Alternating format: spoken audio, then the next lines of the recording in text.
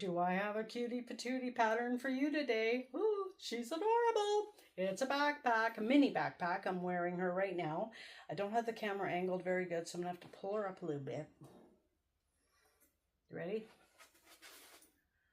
Ah, isn't she cute? Oh my gosh. The Pebble Sling bag by Kandou Crafts. Like the name suggests, you can do it.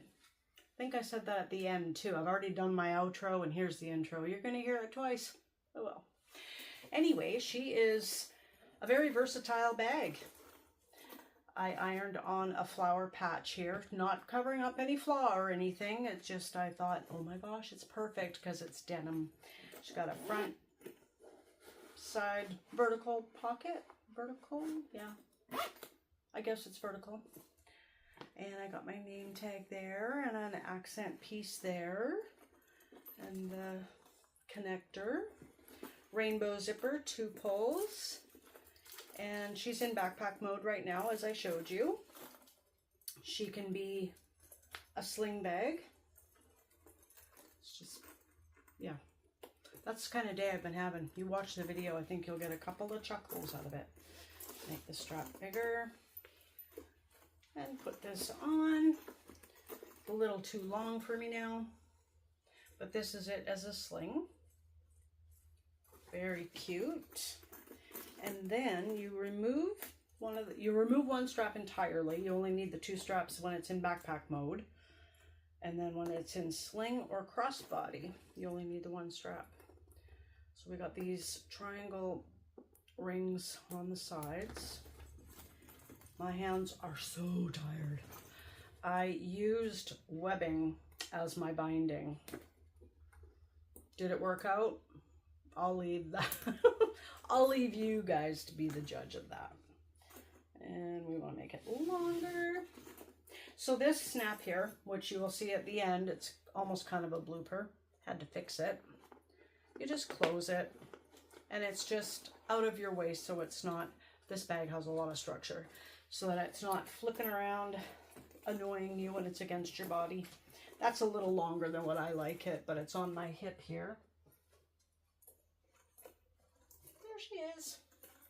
Without further ado, let's get to making this beautiful, adorable, versatile bag, the Pebble Sling bag by Kandou Crafts. Okay, so in true RJ fashion, I didn't read the seam allowance. I was filming, I started sewing, and then realized my mistake. At least I realized it first piece, and everything is all hunky-dory. I'm making the Pebble Sling bag. It's patterned by Kandou Crafts. She has so graciously allowed me to do this tutorial. Thank you very much. I'm sewing the exterior back pocket. Both pieces, the exterior and the lining, are right sides together, and I'm sewing at the seam allowance mentioned in the pattern. I am using no vinyl today. I know, shocking, isn't it? I'm using denim, like an old pair of jeans. I picked the really good, still really good pieces of fabric off of it. Off the jeans, and then I'm using this waterproof canvas as the lining. I'm pretty sure I've used it before in a video. I think it was in the Zuri crossbody bag. So it's got a bit of a rubbery, slightly resistant backing to it. So that ends up being the wrong side. And then a little bit shinier is the right side of that fabric. So I've just stitched it together up at the top, and now I am, right, the exteriors are interfaced with heavyweight interfacing. And that's it. I debated on whether to double up the interfacing on some pieces. I was going to do the gusset doubled up, but these jeans are quite thick. And then that heavyweight interfacing really leveled them up. So I think I'm really good to go here. This is my 4th bag, first video making it. 4th bag, and what ones do I have? Yeah, I've made them with vinyl, all of them. The first one, I actually sold it yesterday. Yay! Thank you to the customer who bought it.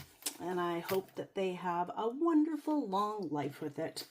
What was I going to say? So that one, I made a lot of errors on it in what pieces to grab. I'm just top stitching the top here.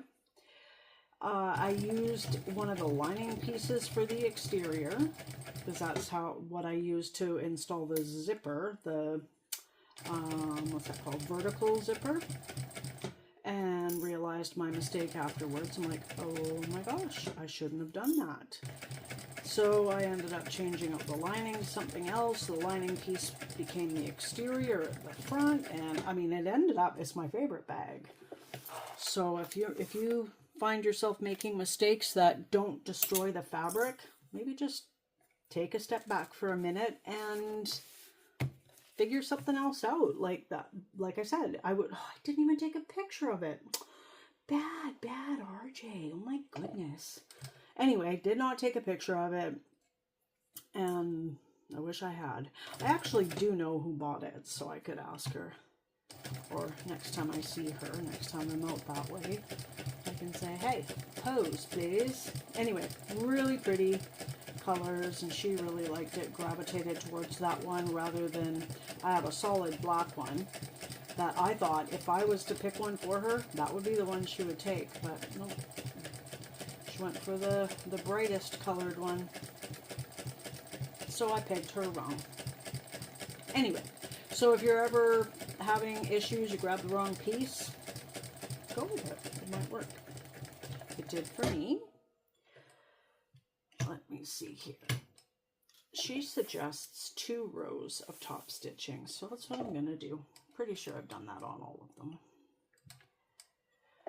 And I usually use a skinnier foot to cheat with to help me to line it up. As long as I go slow, I should be good. Especially with it being blue thread on denim, should be good.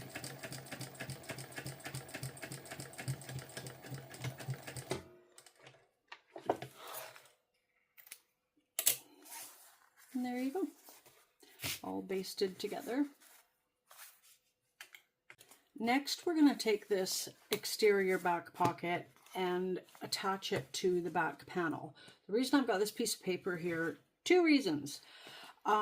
These were a worn pair of jeans, and they're quite thick. They're men's jeans, very thick, no stretch to them, 100% cotton. There's a really big wear spot here, and I know that kind of adds to the character, like patina, I think it is, on brass or copper or what, I don't know those things. But anyway, I wanted to use just the 1 pair of jeans, and here's the front panel, and it's much better. This was the back of the pant leg, so the bottom. So that one is in much better shape to have the feature vertical zipper on. So this one is going to be like that, and nobody needs to know. Well, they will when they look in it, but that's okay. I transferred the marks from the template piece of the back panel onto my fabric back panel of where this slip pocket is going to rest.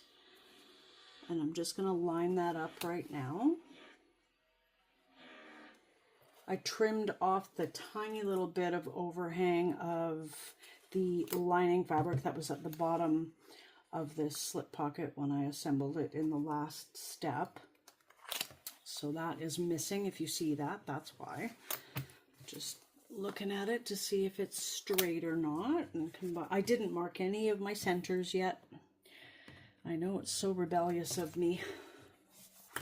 That looks pretty good to me. We're just going to get that on. Now, I was going to say something and I forgot. Oh, yes. Very, very, very important. This is a little off here. There is a top and a bottom to the front and back panel. And it might be obvious to other people. I guess maybe I'm a bit of a unicorn. And I'm okay with that. But I made a huge mistake and I installed the lining or the interior pocket on the lining piece upside down. And it was the last of this beautiful waterproof canvas I had. I cried real Real tears. I say that a lot in my videos. Maybe I should book up. Anyway, yes, I cried because it was gorgeous fabric. I still kept the pocket, even though it's got stitch holes and everything, and maybe I can use it a little. A patch. I can use it as a patch. That's not what I'm talking about, though. I do have flower patches that are just gorgeous. I'll be back. Okay, I found them. I just don't know if I want them on the front or the back. I mean, on the front, they'd be a focal point highlight piece. But then they're sharing the spotlight with the zipper, which shouldn't be a problem, but it is a little tiny bit squishy. Anyway, without further ado, which one's going to look pretty? Okay, I'll do this one first. They're both the same flower. Oh my gosh, that's so pretty. They're both the same flower, just different color. That is so pretty. Oh my gosh, I love it. But again, this will be the back of the bag, and it's lost. It's only for the wearer to admire. And then here's the other one. Ooh, you know what? I actually think I like the white one better. Oh, I like them both. They're so pretty. Not both are going on there, though. So I did take the pattern piece and I measured with the zipper pocket and the seam allowance. There is room for this. I'm not going to pick off or unclip this slip pocket to see. Ooh, that's pretty. Okay, enough of that. It is time to attach this. There we go. Just reading the seam allowance. A little rusty. I haven't made this one for probably a month. Close to a month. Ooh. That did not sound or feel very good.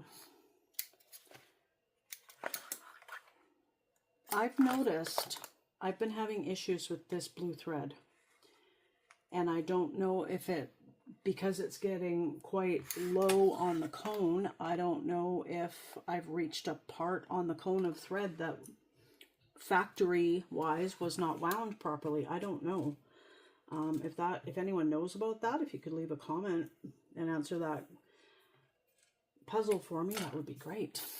Well, let's just try again. Both threads are moving okay.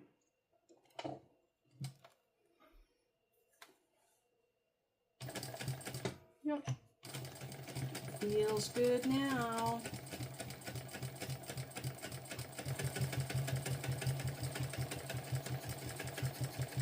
Ooh. Trying to get faster and a bit braver.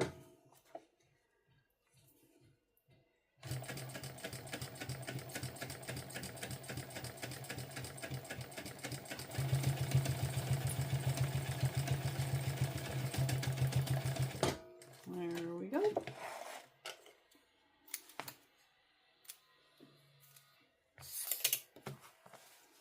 I guess I can take that off now because I know which end is up now. And so we got a sizable one. I think my phone fits in there. I mean, even if it sticks out a tiny bit here, this part is against your body. So me as a wearer, I haven't written one of these off yet to keep for myself, but I probably should. Maybe I'll make a whoopsie on one of them, and maybe I'll have a cute flower patch on it. And oh, it has to be mine. Anyway, it probably fits in here, and I'm sure it's fine and will stay in there as long as you're not jogging anywhere. Next is the interior pocket lining. Lining pocket. Interior pocket.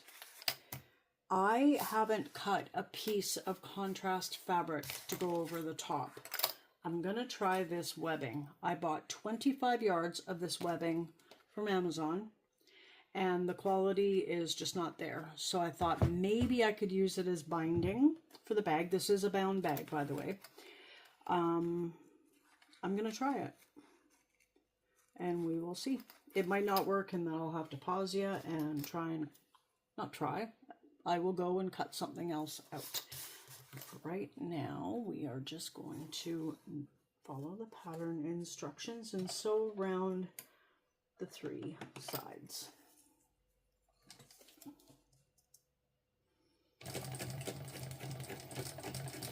These two pieces are right sides together, wrong sides out.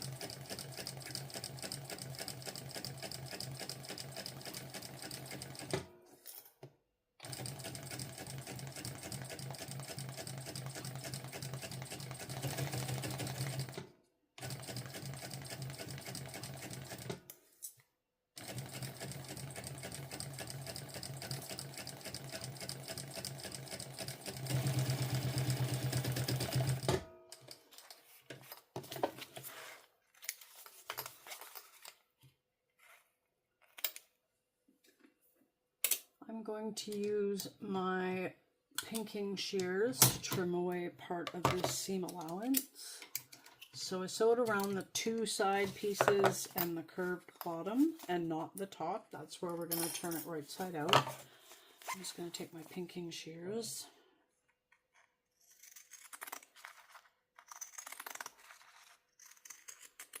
And turn them around.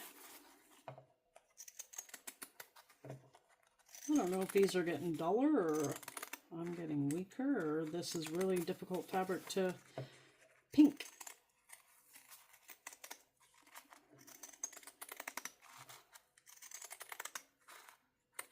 Oh. Okay. Right side out.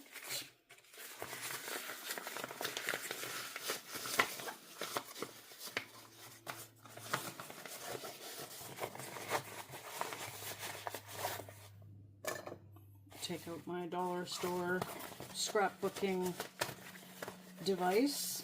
I don't scrapbook, so I don't know what it's for. I'm going to carefully get these rounded, curved corners situated. This one is where you can really see if you went a little wonky, which I don't think there's a pocket that I haven't gone wonky on. Yeah, this fabric is quite thick and sturdy and has a bit of a mind of its own. Just going to finger press. And we will see what we have. It doesn't want to stay closed. I'm almost thinking, you know what, it's going to make it easier for me to handle. I don't see any reason why I can't just close this. If it's a mistake, I will put text on the screen.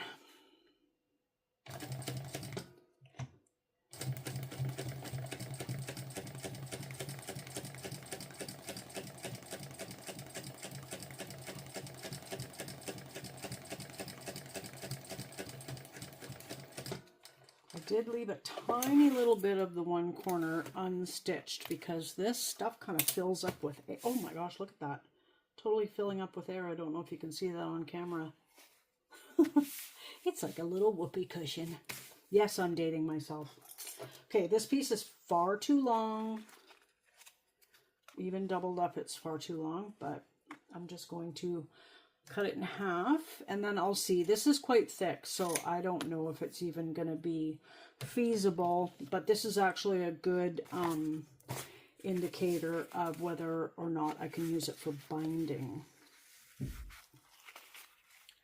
My hubby is doing something outside with the garage, and dinner's on him tonight. I'm already hungry. What time is it? Ooh, 4:21.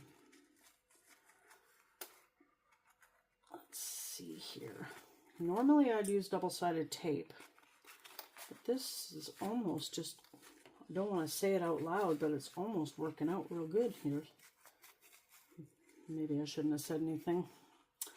Oh well, can't unsay it. But maybe you can unhear it. Okay. So full of air, that's funny. Okay, I'm just going to go with it. I think it's down far enough at the back that it won't be an issue. Let's just get that in there and see what happens.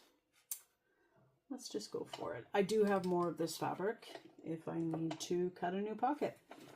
Actually, the first one that I made, where I made so many mistakes, I actually didn't even, I ended up not putting a pocket on the inside. I should have changed up my thread color. Oh well. What did I do? Oh, I ended up just adding, with vinyl, I added a little swivel clasp on the inside back portion so that you could hang your keys or a little travel bottle of hand sanitizer if you've got the little pouch that holds that, whatever. So I just added a little extra thing, and she really appreciated that. So hopefully she ends up utilizing it. Otherwise, it's just kind of in the way. Okay. I think I'm going to do another line of stitch. Yeah, I have to, because that's just annoying. So maybe I was supposed to do that. Better start following the pattern a little closer. Yeah. Okay. So I'm just going to get as close to the edge as I can. I don't oh, I've always used vinyl on the other 2 pockets that I did. You know, the whopping 2 pockets. So yes, I used vinyl, and it was a thin strip.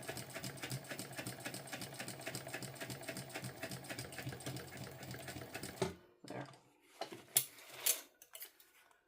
There we go.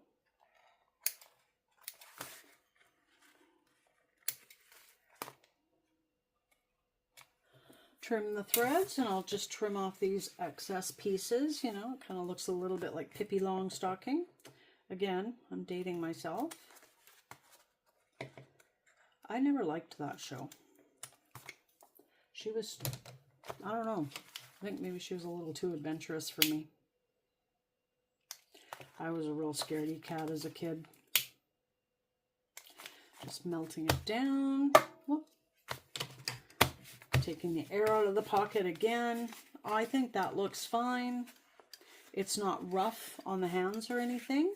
I caught both sides, and I think that's good to go. I'm just going to put a clip the right way with the color there so that I know which side is front and which side is back.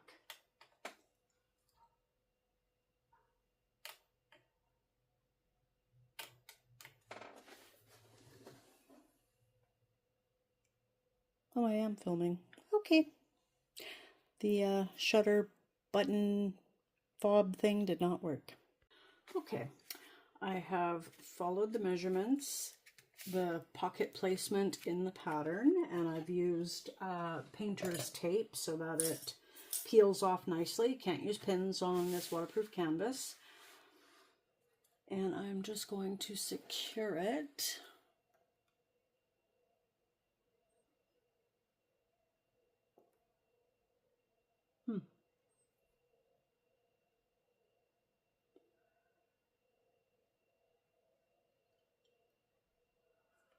I'm going to just go as close to the edge as I can.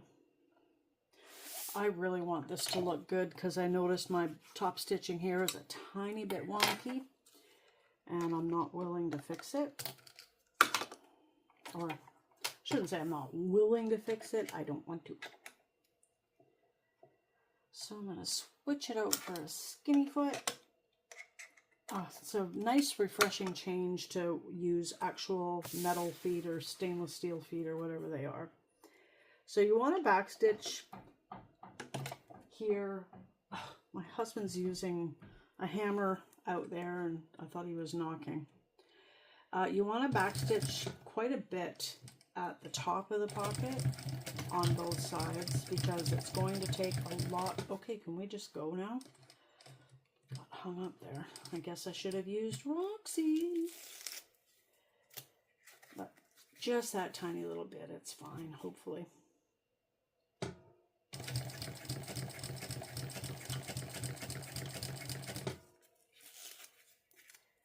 Just move the tape. You can sew over it, and you just have to peel it away. I've done that a number of times, and there's always a little piece to peel, and it's tiny and a little bit annoying. So I try and peel it as I go.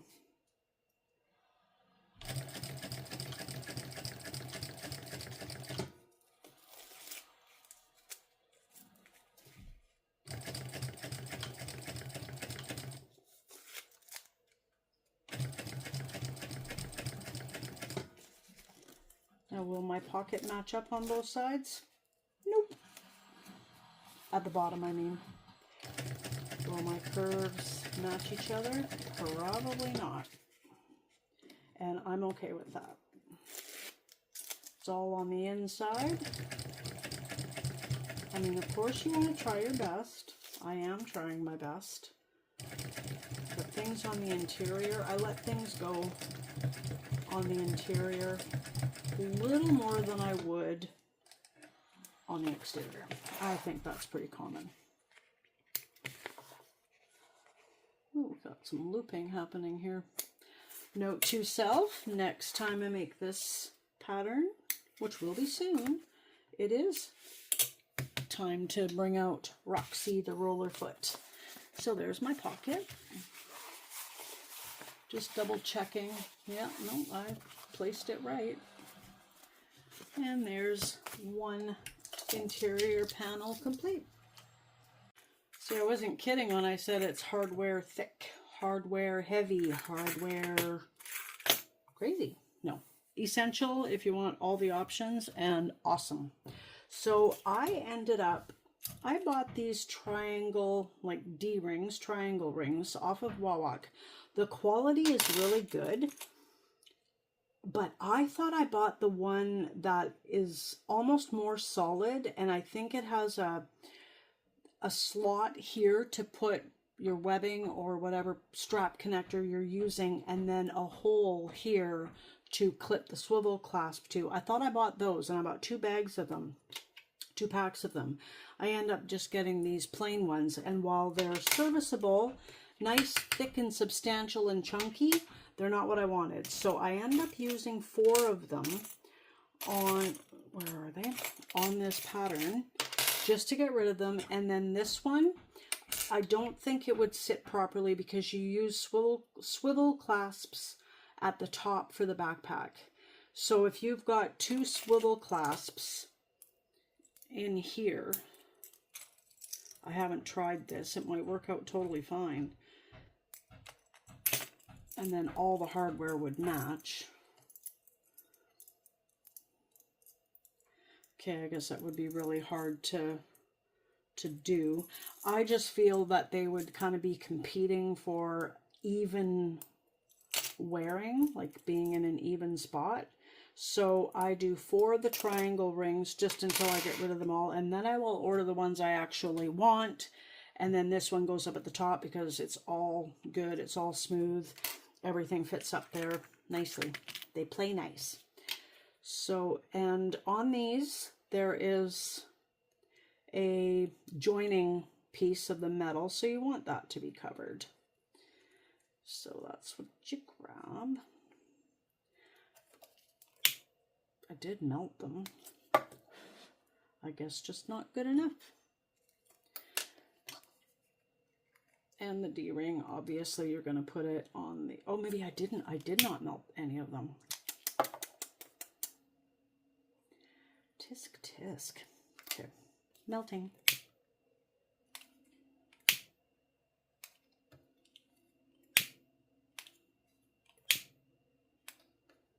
This is the last of this webbing that I have. So I measured out what I, be careful when you play with fire, children. I mean, children, no, scratch that. No children play with fire. Be careful while playing with an open flame, adults. Mature, responsible adults. Anyway, can't remember what I was going to say. Oh yeah, this is the last of this webbing. And I have just enough. I measured to make sure I had enough for all I need for the both backpack straps. And I did. And then I measured the overhang, and I have about, I don't know, 3 inches to spare. So that's good. Now let me see.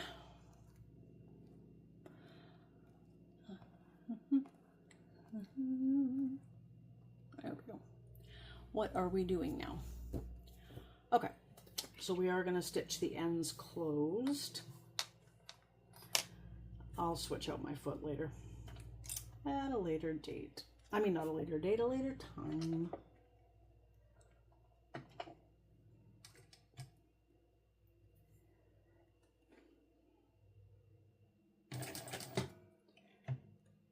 Now, if this stitch line was going to be showing, I would swap out my thread because I have gray thread that matches this pretty perfectly. And I'm just going to continue on. I think it's called the daisy chain. Just going to continue on that way, save a little thread. Other sewists say it saves time. I don't know if it does for me because I'm not efficient at it yet, but it does save thread.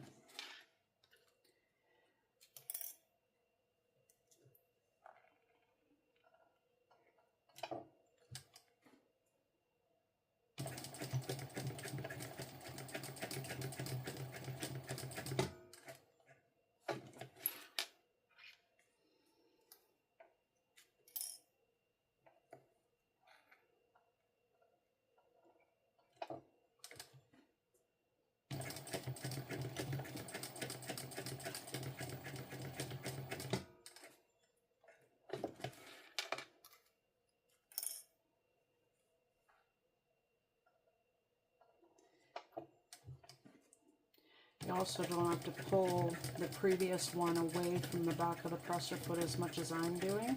That's just my preference. I'm always afraid I'm going to cut the fabric of what I've sewn and make a real mess of it. Ooh, look at that loopiness. Oh, I guess I should have Roxy out a lot more often. It happened on all of them. Oh my goodness, look at that nest.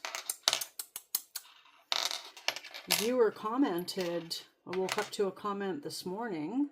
They watched my video on the roller feet and went out and bought one. Or I guess they didn't go out and bought one. They ordered one and said it was a game changer. And I really appreciate that comment.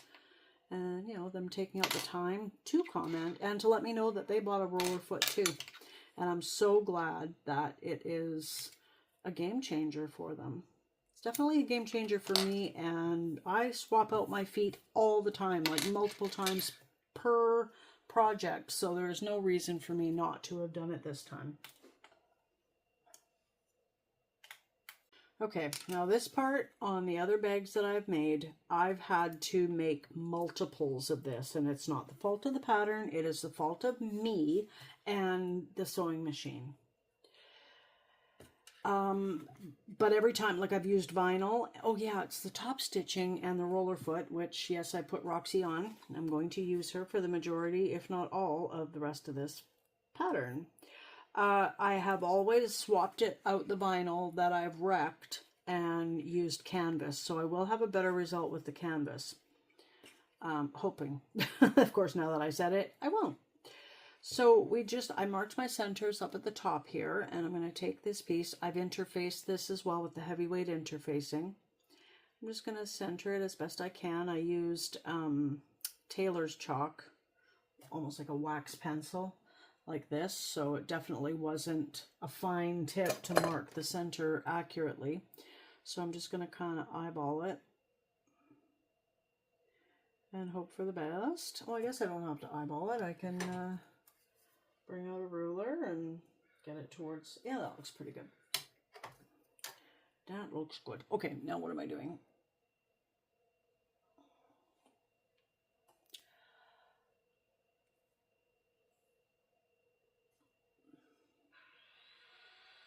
Yep.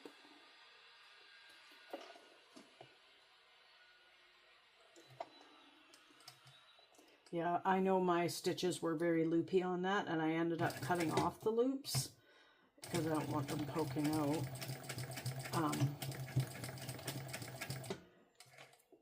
But this is going to get stitched over a few times, so I'm not too worried about the first stitching. And look, no loops. Whoop, whoop, whoop, whoop. Roxy to the rescue again. Okay, now what's next? Now we want them right sides facing together. Gonna line up my centers.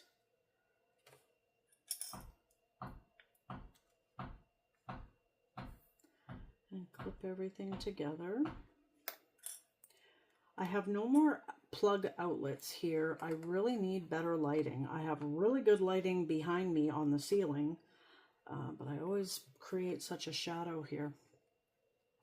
Okay, that looks all good. And we're going to stitch all around the 3 edges and leave this one open. Now I noticed when I sewed the connector piece on, that roller got a little bit caught. And it's not, I don't think it's a flaw, it's just because it was such a small piece.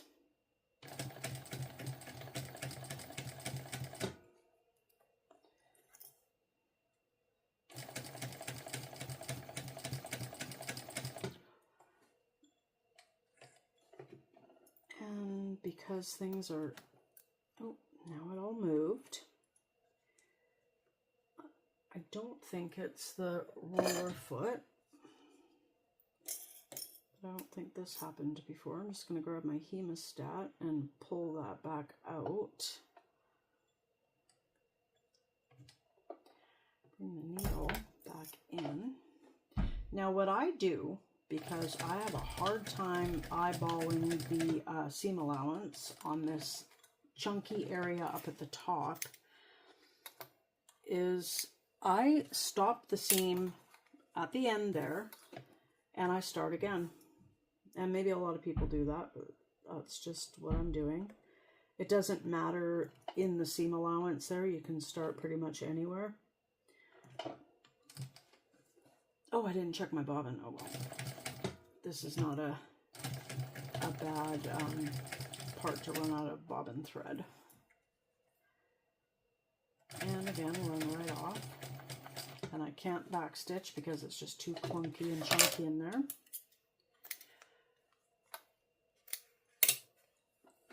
But I will be sewing yet again here, so it should lock in those stitches pretty good.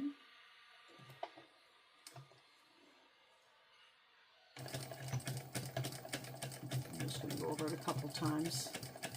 This is just cotton canvas. There's nothing waterproof about it or anything, so I can handle this. And there we go. Now let's see what the back looks like just for fun. Looks good. We kind of knew it would. Whoop, whoop. Okay, so now I want to trim off my corners.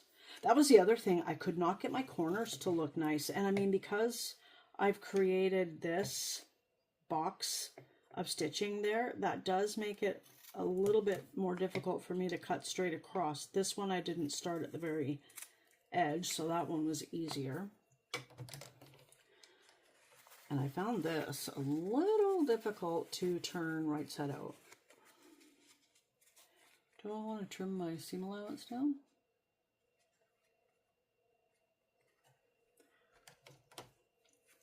Nope, but there are a couple more corners that I forgot about. And just start peeling it, folding it down like socks. Fold down the cuff. Does anyone do that anymore? I mean, even to baby socks, do they do it? I don't know. I sure don't.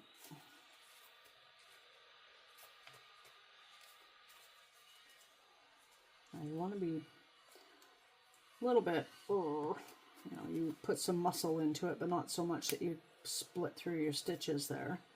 I can see my stitches there a tiny bit.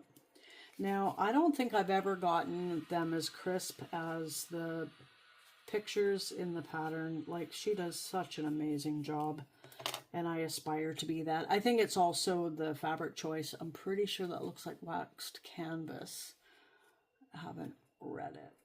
But anyway, just beautiful,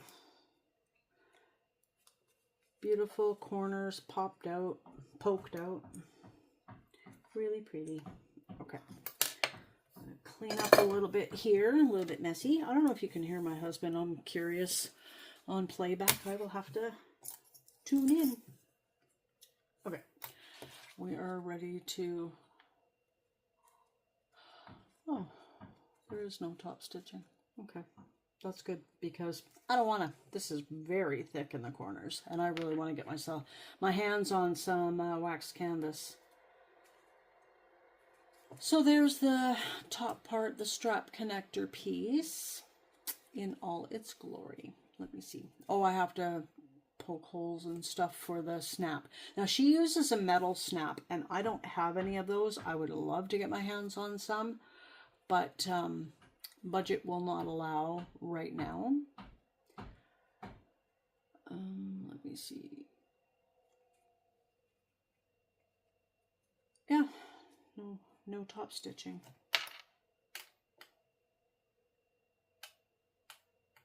Okay, I'm going to install the plastic snap on camera. I'm pretty sure I could use a magnetic snap too, but I just am not sure about where to place that. And at this stage, I don't want to chance anything myself. So I've taken my poking device and stabbed the fabric using the pattern template piece. I've got 4 pieces here. 2 of them have this spike. I don't know if you can still see that. And 1 is a female piece and 1 is a male piece. So we're going to take this, and this doesn't have a right or a wrong side. If you're using different fabrics, then yes, it would. But I think the pattern calls for 2 exterior pieces. So you're just going to take the pokey, one of the pokey pieces, and poke it through. Make sure it's nice and in there. And this is the... Ooh, I forgot to put interfacing in this. Darn. Okay, not too late. I'm going to take a piece of Decoville Heavy, which I think is right up here. That's light. Where's my heavy? I don't have any. Okay, I could not find any Decoville Heavy, so I just grabbed a scrap piece of... Oh, it's got fusible fleece on it. Not anymore. It's got interfacing on it. It's just a piece of vinyl. I'm just going to stick that in there and get it up to where it needs to go. I'm actually going to turn it that way and have the pink side showing through that little hole I made so that I know it's all in there.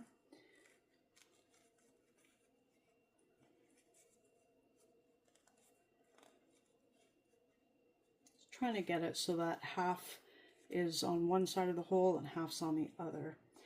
I'm just gonna re-pierce it. There we go. Take my thumbtack looking piece and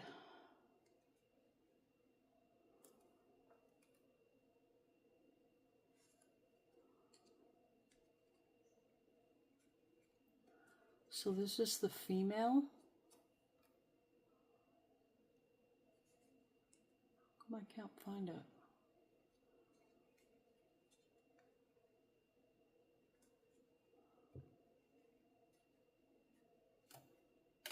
Okay, I'm pretty sure it's the female piece goes on here. I can't remember. I can't look at the ones I've made because they're buried in my car. So I've got my little pliers for snaps, plastic snaps. You're going to take the piece, the exterior piece, and you're going to rest it in the center of that black plastic part. And then you're going to squeeze. And squeeze pretty hard. And then it flattens out that pokey part. Ends up being smushed and flattened in the center there. I guess that's right. It won't matter because it's, as long as you have a male and a female, it's going to open and close. Okay, I goofed. I shouldn't have installed this part yet. I should have used the hole to transfer another hole into this piece, and I didn't. So what I did was I lined up where it was supposed to be. I'm talking fast because I don't want the mark to disappear. And I pushed really hard with my thumbs to make an impression on there. I can barely see it. There it is. And I'm just going to poke the center. I can see it really well over here, so my apologies that it's not too visible for you.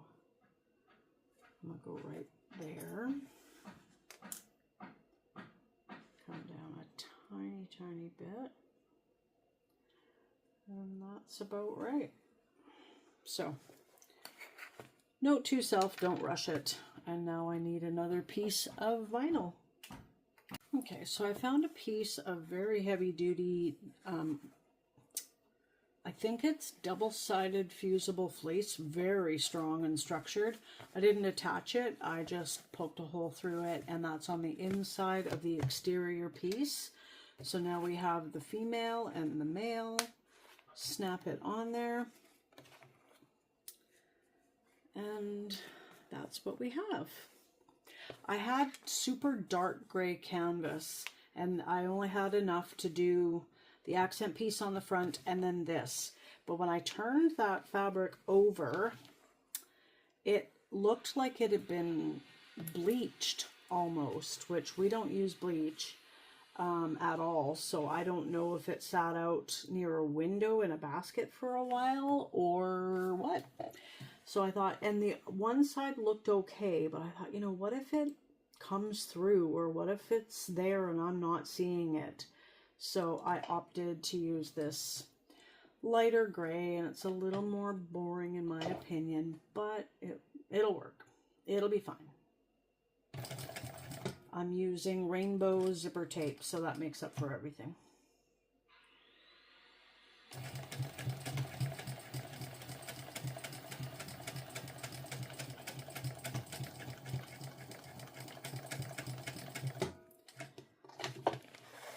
That part's going to be holding the weight of the bag.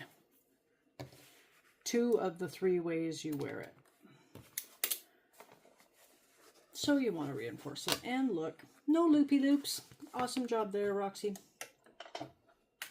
Okay, so I transferred the marks from the back pattern template onto my fabric at the bottom there for triangle ring or D-ring placement. If you're doing a sling bag, if this is for yourself or a gift and you know which way they want to wear it, you only have to install one. I don't know how my customer will want to wear it, so I'm installing all options like I said before, so mark both sides. Just trying to get rid of some of these loopy loops here. Melt them down. Place this flush with the side and take another one. Oh, check your bobbin thread. I didn't have a full bobbinette here, so don't panic and think, oh my gosh, her bobbin is so tiny. I don't know if newer industrial machines have bigger bobbins than this. I'm hoping they do, then I won't have to wind so many bobbins. That would be nice. Let's take a look. Yep, we're getting low. Probably haven't, you know, no. I'll use that for something else. Where did I put my full bobbins?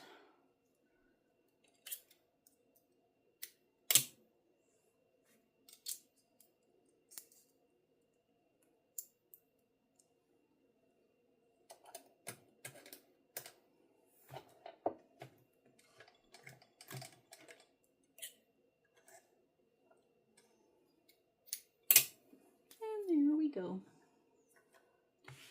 So now we are just going to attach them. You could use double-sided tape here, and me being a huge fan of double-sided tape, I'm actually a little surprised I'm not. Maybe it's because it's not vinyl, I don't know.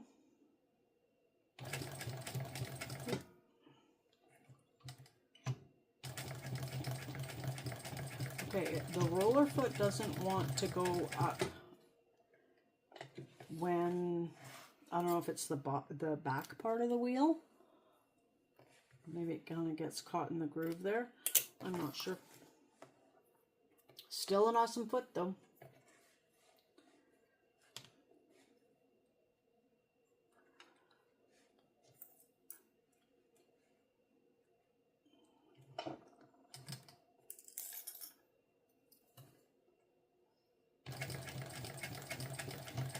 Just give it a little push there.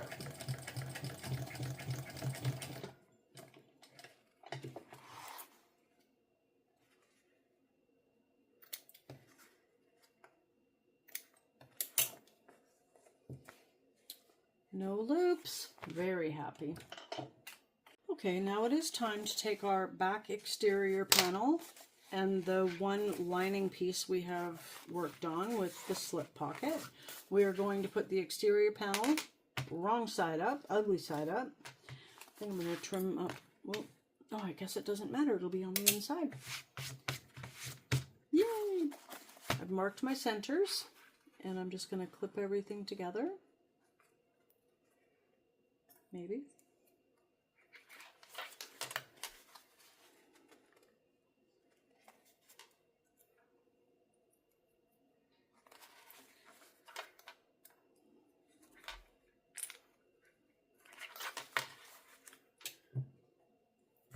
That's all of them. Okie dokie.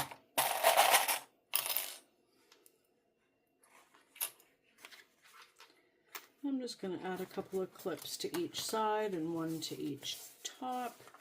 And just take a look and see if there's if any overhang of the lining fabric, and there isn't. And likewise of the exterior showing on the back. So I think we're all lined up. Yeah, I didn't mark my centers. That's a first for me. Didn't mark my centers, and now that I've sewn on them, that was a little challenging to mark those centers. So note to self, mark your centers when it's just an individual panel. Save yourself some trouble. Save yourself some aggravation. Okay, what's next? And we're going to just kind of baste this on a little bit bigger than a basting stitch, if you want. Just stay within your seam allowance.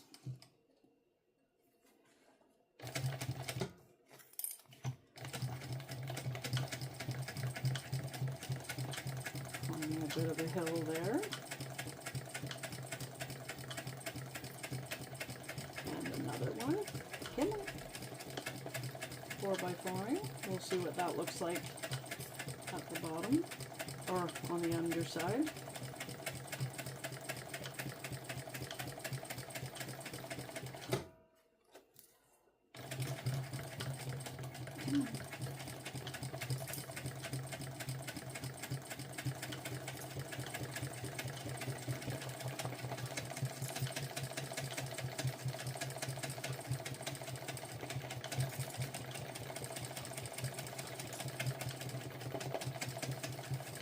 Maybe I should have zoomed in on this. So the watcher in her 4x4ing glory. And then I could watch it too, because as I'm sewing, I ain't looking at the side. But let's just see. That's where I started and stopped, so that's why there's excess there. Came along. Here's a connector piece. I went a little more than the basting stitch seam allowance allowed in a few spots, so hopefully that won't be a problem. Didn't go over into my seam allowance, so hopefully it's good. Luckily it's blue thread, and you know what? I mean, you can barely see it. Okay, so I have made a mark on my fabric at the bottom of the front panel where I am putting this front base piece, and she does say it's optional. I think it adds a nice accent to it, and she does say that it can add a little bit of more stability and protection to a vulnerable part of the bag. I totally agree with that. On this one, I have very efficiently thought of it without even trying. I've marked my seam allowance because when you're sewing in the middle of a panel, you can't see your seam allowances, so that's what I've done. So we want to take the straight edge and right sides together, up towards the top of the bag, the curved part. We're going to line it up with that line that I just drew as best I can. And I'm going to, where did all my clips go? I'm going to just clip it in place on either end. Now, if you're looking at this accent piece on here, my interfacing went a little squirrely. So it's not a curved part. And I think I can remove this now because I know which end is up. Now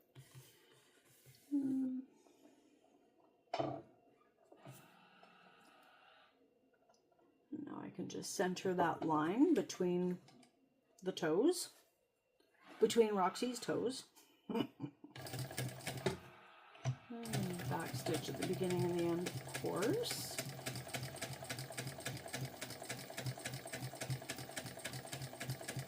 I used chalk line thing, it looks like chapstick, to make the line on the panel.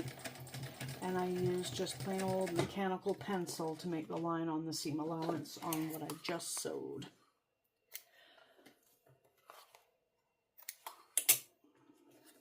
Nobody's going to see that. And you can just kind of pat the, I don't think it'll be showing, but if you just give it a few pats, it kind of disappears.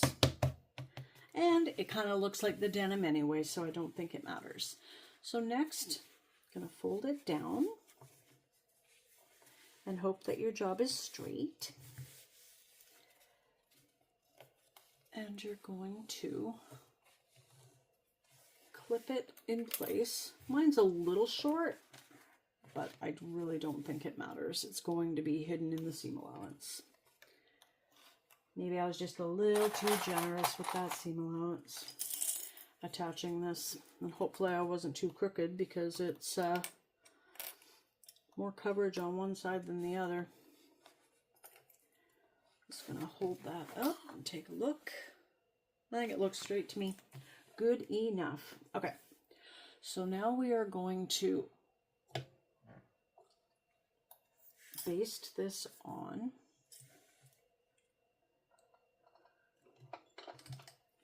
Make it all one piece.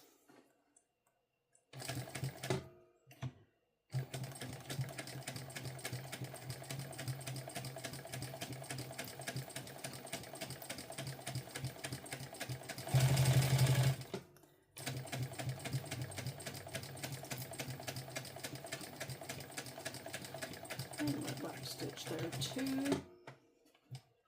No, I'm not going in the right direction.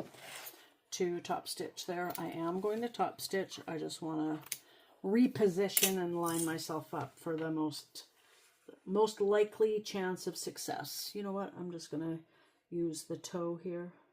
It's a little bit bigger of a top stitching seam than I like, but I think it'll be fine.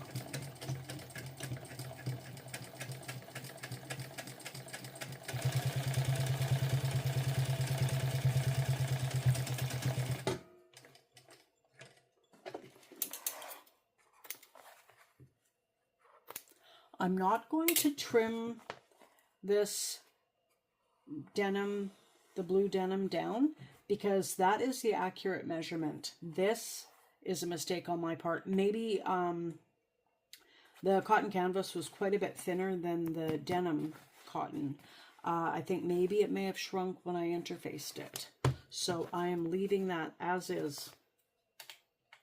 So the next step is to install the zipper pocket on the front panel piece. Ooh, and this is perfect because I've ironed on one of the flower iron-on patches and you can't see it yet. So it'll be a big reveal. So I've put on one zipper pocket panel as per the measurements and marked the where I need to stitch to make my pocket opening. So I'm just going to get in there and line everything up. I'm going to decrease my stitch length from 4 to 3. Hold my threads and get sewing.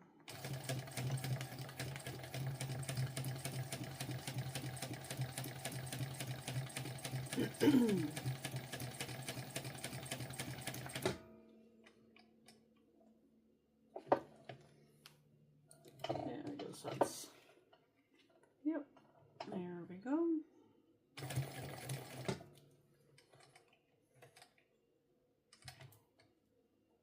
That's a bit weird. It's close to the accent piece. but not in the way.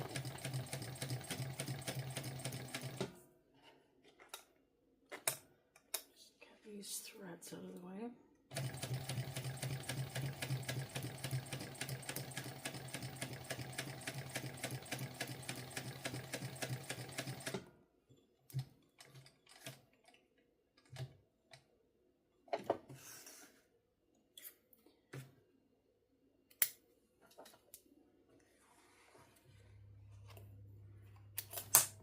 Didn't get it.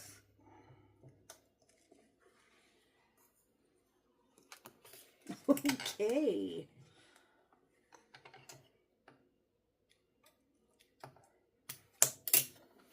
I do have my readers on. Yes, I do.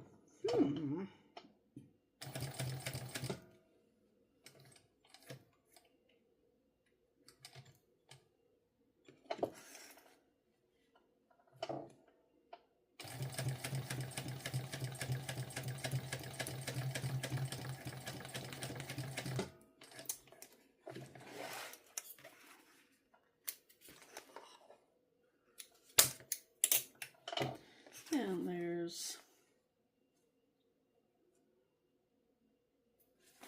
my stitch work. I'm going to take this over to the cutting mat and cut out the center here, and we do those little V's on the corners, each corner. So from the line goes down the center, but not about a ½ inch away from each end, and then we come in here and up to there, and again on the bottom piece. I sure made a mess of this. I think my blade needs to be changed on that like X-Acto knife thing. Made a huge mess. It couldn't even go through on one through. It wouldn't go through this waterproof canvas and denim. And so it's messy, but it kind of doesn't matter. At least I don't think it does. Like, I'm not happy that my V's are weird. This one especially. Yeah, it should be fine. And oh, there's the flower. I forgot all about her. I'm a little worried that she might not stay on. When I feel her edges, her tips of each petal, it feels very secure. But I almost just feel like I should sew it down. I don't know.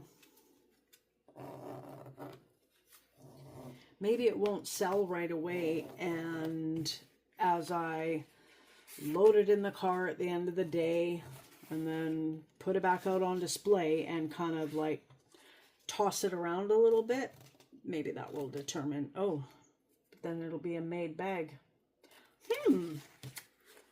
Yeah, that's something to think about. So I'm just going to push this through. I'm kind of not liking that light gray canvas. It just looks so blah, but at least I put a nice bright flower on the front. I'm happy about that. Okay. So trying to get a cat in a bathtub, but less painful.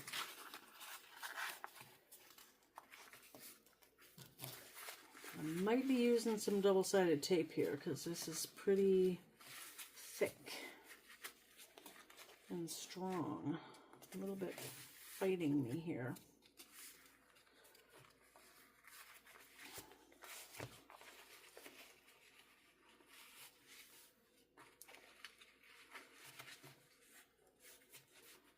Just on the one side.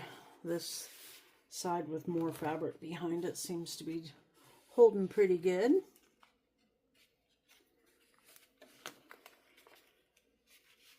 Yeah, I just don't want to chance it. I am going to use some double-sided tape here.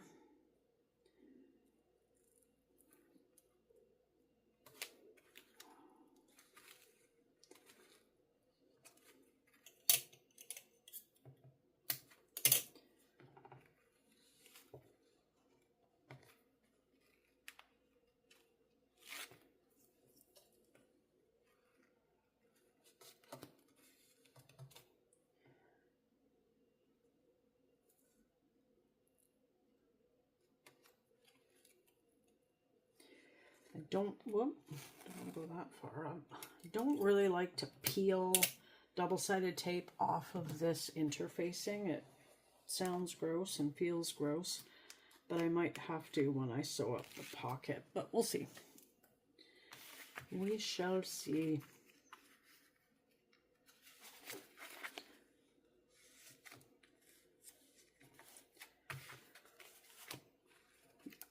Yeah, I'm really glad I did that. So we've got our zipper pocket opening there.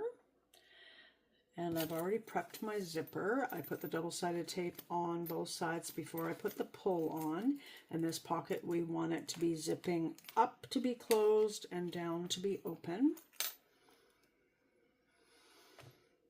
And so that means that... Nope.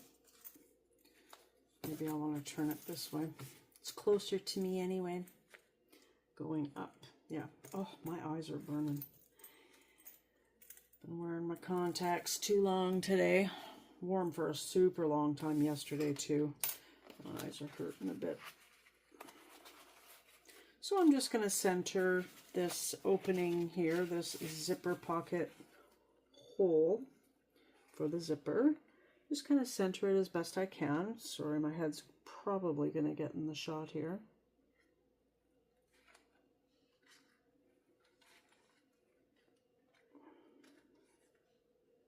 Let's get it lined up. And if you need to position it again, do it. Don't just say, oh, good enough. I mean, I might end up saying that. I hope I don't, but I might. Okay, that side looks good. Let's flip this over, peel our tape off, holding on to the zipper so it doesn't shift on the other side. And then just let it go. Ooh. Oh man, you know, maybe that other patch would have been nicer. Maybe it didn't have black on it. I'm not sure.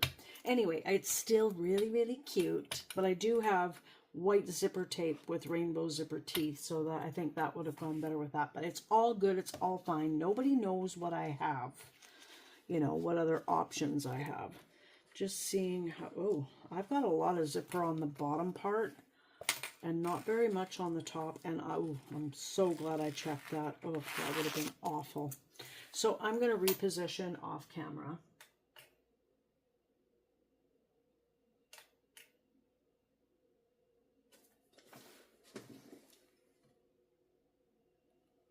Off camera, man.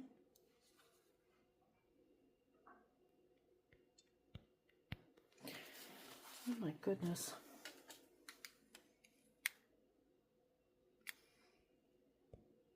Okay, finally got it in the right position. Got a decent amount of overhang on both sides. And now I'm going to sew the zipper into the back panel here. And I've got the zipper pull headed in the correct direction. Yes, I do. Yay. I'm not going to pull my threads through on this one because blue thread, blue denim. Oh, but I do want to change my foot.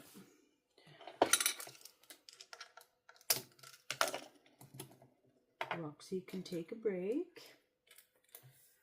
I'm just going to use this little skinny guy here.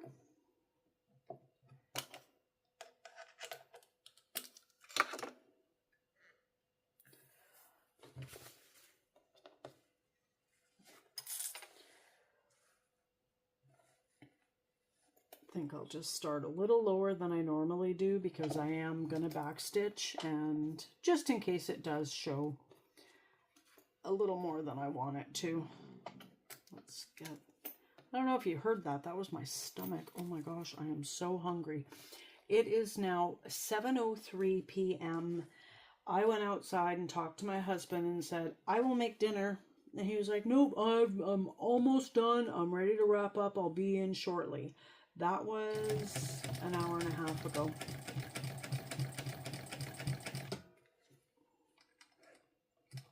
Just gonna hand crank here and see. Yeah, that's good. That's good spot. Now I did not have my needle on the way up when I pivoted. My thread isn't threaded correctly either. Oh well, too late now. We'll see if this corner doesn't look as crisp. Still got my seam or stitch length to 3. It's not my preferred top stitching, but I mean, you can't see this anyway. And it just allows you to land in your corners a lot more accurately. Had to think there for a second, did I actually backstitch? And yes, I did. Cut your threads that you're supposed to tie off. That would be a little bit of a tragedy. Fixable, you would just run over it on your way back. Like so over it, not run over it. That was a little aggressive. So if you care to leave a comment down in the comments section, were you team lighter flower or darker flower? With the zipper, the black zipper tape, it should have been the darker one, I think. And I'm not sure. Let's not do it again. I think I can see it, and I think it is a little rounded instead of crisp.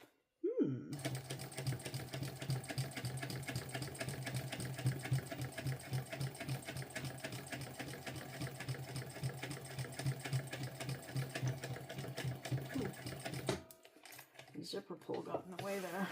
Not cool, not cool. Again, very, very hard to tell, but it looks like it could be a little bit rounded. I'm not even going to attempt to zoom you in or get you to see it because you won't be able to because I can barely see it.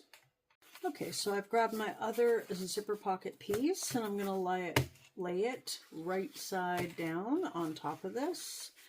And again, I don't have any of my centers marked. And again, I won't do that again. And yep, your first zipper pocket panel piece will shrink a little bit because you've sewn it. You've sewn it twice. And it does make a bit of a difference in the size compared to the original, but it doesn't make a difference in how everything turns out. I'm going to be flipping it the other side up anyway and moving the exterior panel out of my way to sew up this pocket. This is a bound bag. I know I've said that before. So we don't need to leave any pockets open or anything. I need to look at this. Might trim that down a little bit. Anyway, so I'm flipping it over. I'm going to start at the top. It's actually the side of the pocket and sew that part up first. I think I might want to trim this down a little bit. Should have changed my foot out back to Roxy, but you know, I think she's fine. I think this one's fine.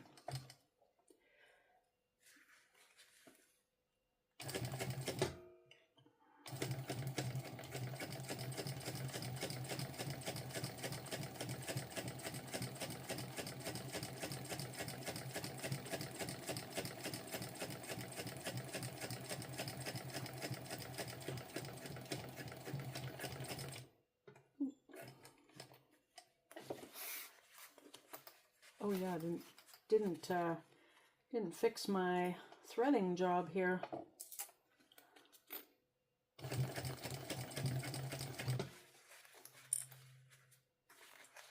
I did sew over a little bit of the zipper teeth again. I think I'm just gonna go over it again. Why not?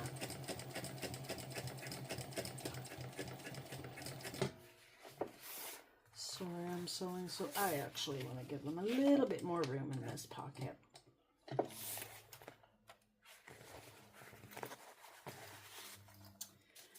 Oh, and now the zipper, or the pocket panel is fitting a little bit better. Pushed it down a little bit. Yeah, let's speed it up a little bit. Come on. I'm actually glad I'm doing YouTube videos because it is making me sew a little bit faster because I sit here and this is all I do when I'm on my own.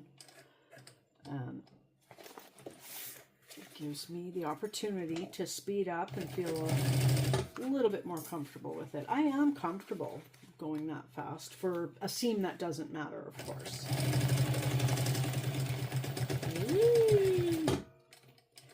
Now I ended up with a pucker in this corner here, the lower, when you're looking at the panel piece, the exterior panel piece, right side out and right side up and all that. It is the lower left area, but I really don't think it's going to matter. And we can just open up the zipper and find out. No one's going to know about that. Okay, I'm biting the bullet and I'm going to sew on a name tag. It's not the same shade of gray, but it's okay. I think most shades of gray go good together. And if anyone is wondering, no, I haven't seen any of those movies.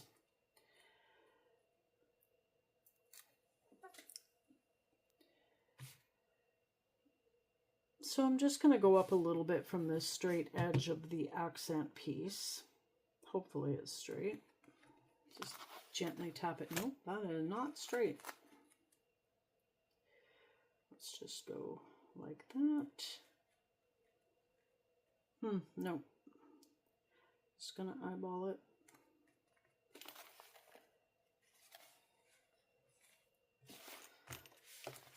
I wish this was alive and somebody was here, they could tell me if that's straight or not.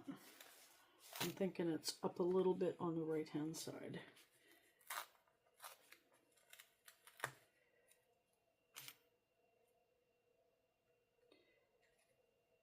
If I had something to measure it with,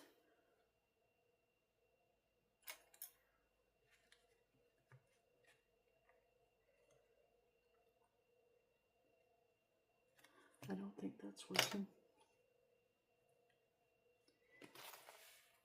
Ooh, I think that looks good. Let me see. I'm going with it. I swapped out my thread. You would not believe the struggle I had talking myself into doing this. And yeah, I can't believe it myself. Ooh, no back stitching. I'm leaving my threads super long, holding them, and we'll just, my stitch length is back up to 4.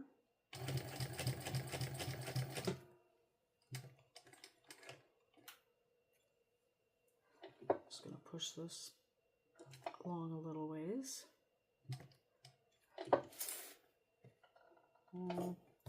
Well, it's going to have to do. I'm going to pull my thread through right now at the back. I need a little pin here to bring the top thread down through the bottom. If I can, didn't really want to pull here.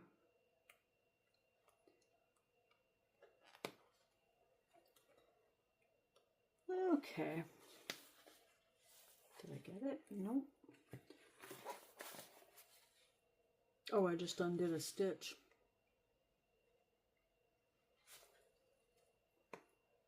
I'm not sewing through double-sided tape right now, so I have no idea why this is happening. Anyway, I got it, and I'm just gonna have to go an extra stitch. Well, it doesn't look like I undid one. I don't know why that happens. Anyway, I'm going to put a clip on my thread ends there from the beginning. Let's line that up. Hopefully it's good. Well, actually, with this being denim, I could, if I'm not happy with this tag placement, I could take it off. The tag probably wouldn't be usable, again, reusable, but the denim fabric would heal, and that would be a good thing, of course. And no one would be the wiser. Okay, where did I start? Right there. Okay.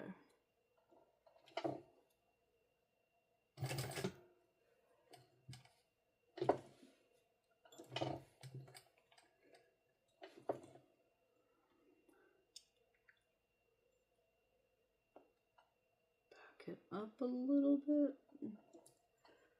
Just trying my best. Committed. Oh man, I just went through my pocket. Wow.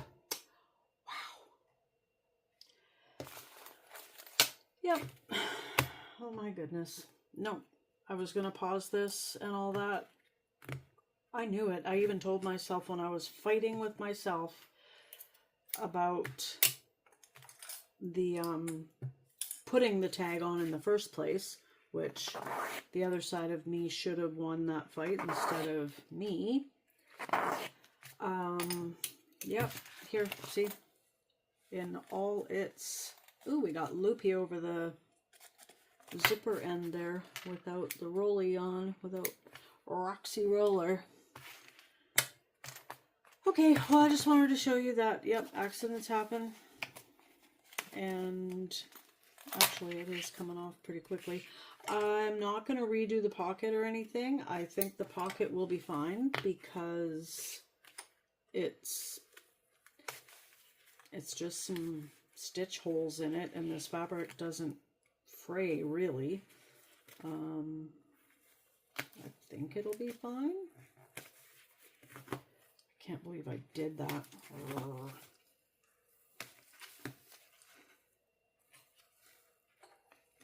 Oh well.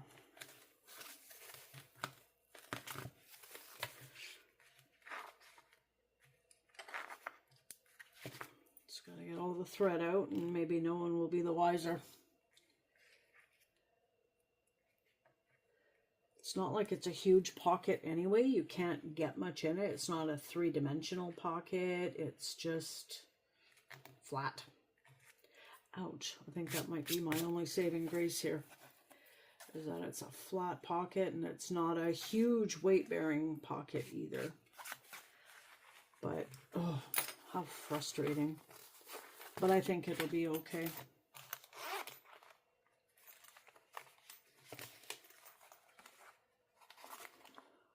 I can't see the stitch holes in it. I'm going with it. And because of the double-sided tape, my name tag stayed right where it was, so that's good. But can I actually land in those stitch holes again? I'm not even going to try. Next.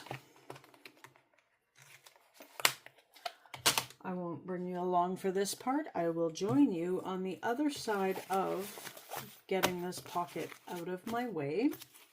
I'm going to use one of these bigger clips. Actually, I'll use two, even though I'm not even up there. There. See? Pocket out of the way. Free and exposed exterior, or front exterior. Yeah, exterior. Panel piece. Oh.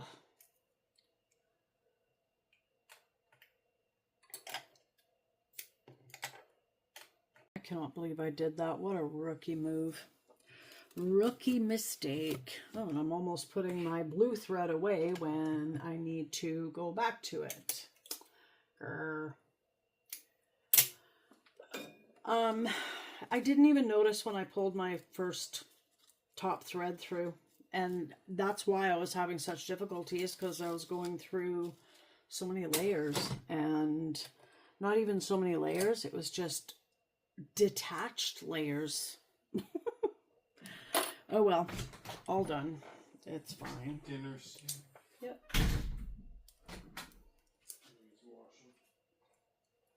I noticed on the back of my label, which no one will see, but it went a little loopy. The front looks pretty darn good. The back does not. And I'm going to use some duct tape.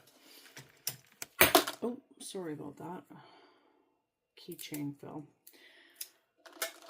I've got a die cut thing with flowers on it, and I just wanted to use up some tiny rivets and see what I can do. I've got this 1/2 inch, that isn't really 1/2 inch, or is it 1/2 inch?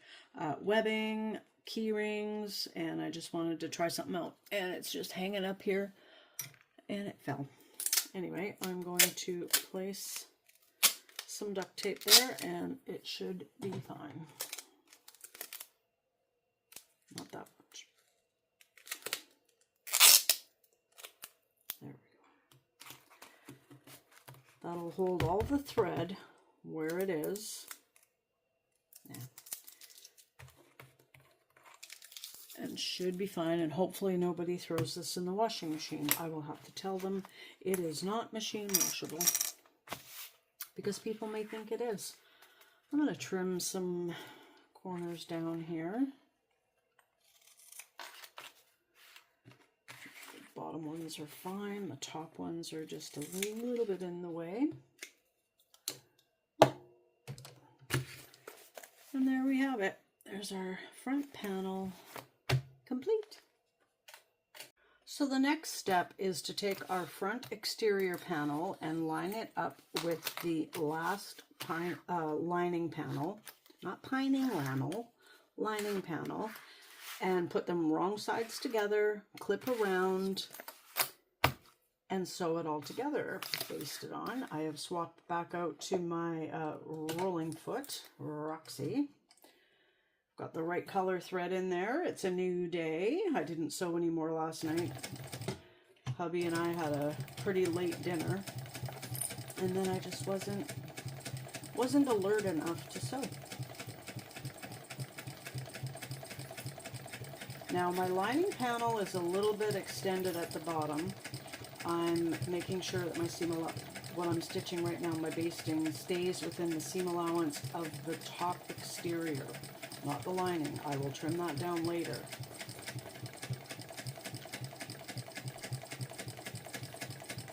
Just trying to smooth everything out as I go along.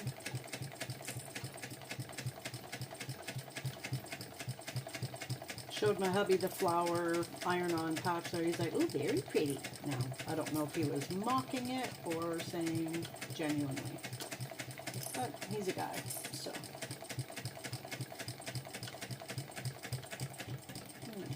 There we go. And you know what's next? Gusset time! I love gusset time. It's fun.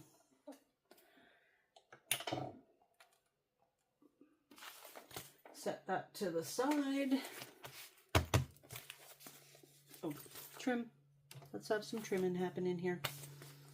If you notice a difference with the lighting from the previous steps to this one, I actually put on some rechargeable lights. Again, I'm not trimming the denim because I think that's the accurate size. I'm just trimming the lining panel a little bit because it's got no sewing on it, so it didn't kind of shrink up. And maybe my front panel shrunk a little bit more because I was very aggressive with the iron on that, so you never know. Mind you, these were a pair of jeans that were well loved, well worn, washed, dried. They probably were never ironed, but they're not my jeans, I don't know. And now they're going to be someone else's bag. So here's the top gusset with the zipper.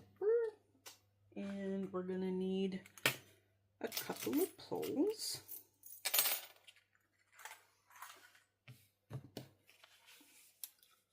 So this pattern piece is one piece, and then you measure down the center lengthwise and cut it in half. I'm going to add my double-sided tape first. Please hold. Double-sided tape was at the cutting table.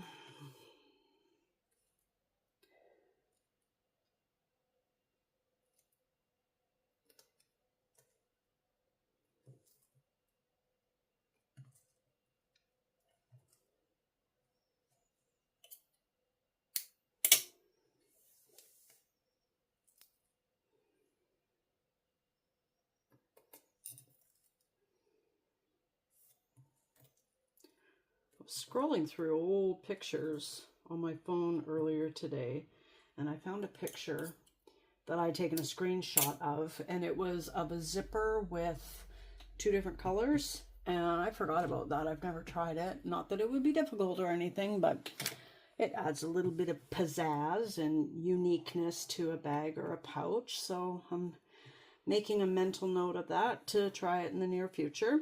Okay, tape is on. Now we're going to install our zipper pulls. Pull the zipper tape apart a little bit. put it so the rounded edge is what you're threading on. Look at what you're doing. Make sure everything's all lined up across. You can look inside the zipper as well. Nope, look how wonky that is. We try again.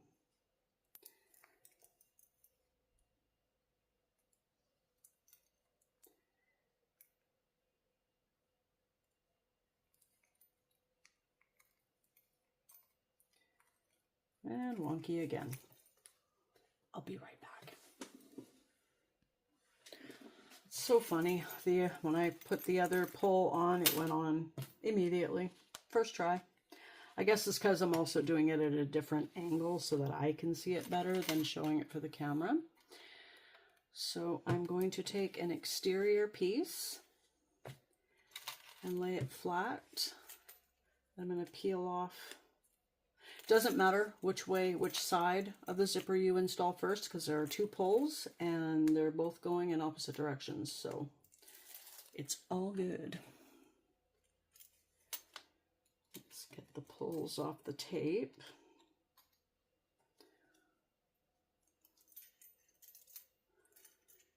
And I don't have my centers marked. Grr. Moral of the story, mark your centers. I always do. This time I didn't, as you know. And I'm having issues. And I don't have my favorite marking tool here.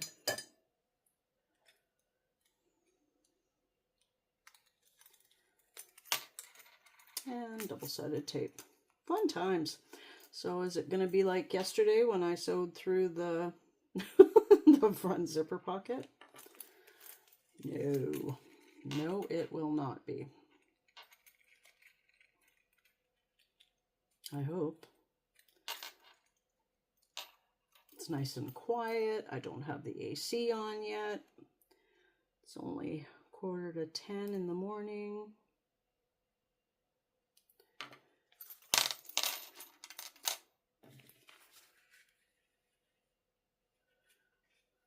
Should have done this off camera. I realize that.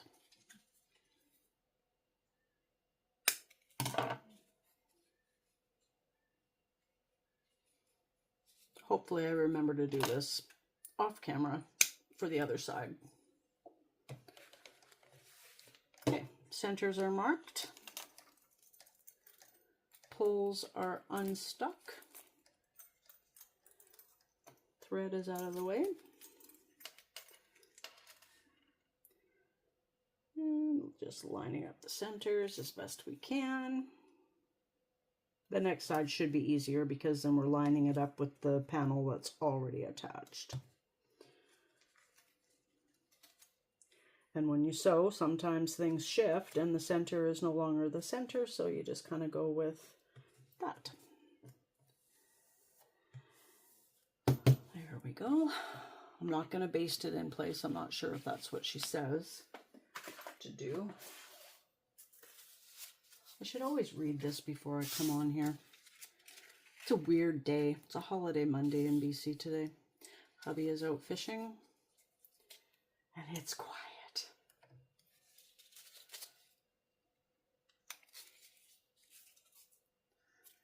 Nice and quiet. I don't know if that's a big enough snip, hopefully. Barely. I'll use this side.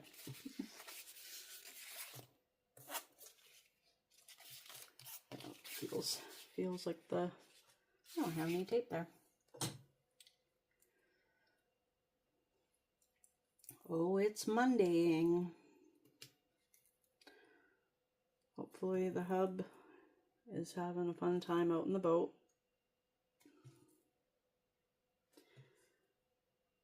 He bought a rather large boat, biggest boat he's ever owned. I mean, it's not that big, but at first he was like, how am I going to handle this myself? So I had to go out with him and help him launch it, help him bring it in, which isn't fun. He's like, okay, hold the boat here. And then other boats are coming in and creating waves and it's banging up against things, and I'm like, he's going to be so mad at me. But everything was fine, and now he's got it down pat. Can do it all himself. So I get to stay home. I don't mind boat rides. The last one I went on last year, I was so seasick. It was disgusting. We had to find a wharf where we knew there was a store within walking distance, and I had to go get ginger ale, and I don't drink pop anymore. I gave up drinking pop back in 2009. I was just so woozy. We went on a cruise in 2015, and by day 3, I was ready to go home of a 7-day cruise, so I had ginger ale. They kept telling me, drink some ginger ale, miss. And I'd be like, I don't drink pop. And I could tell they wanted to say, then suffer. So I broke down, drank some ginger ale. Big help, big help. So I highly recommend that.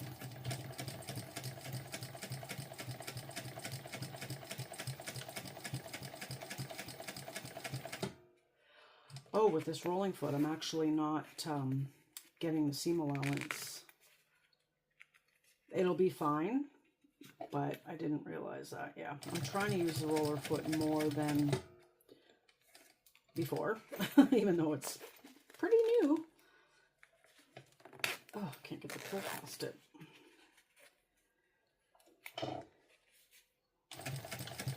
I must say this is a little awkward, so I think for gussets, I'll keep it on for the next side, because if I don't, then my seams might be a little wonky. You might see a bit more zipper tape on the other side than you do on this side. All in all, it works well, but I like to get a little closer to the zipper teeth. And let's pull these pulls back to the center.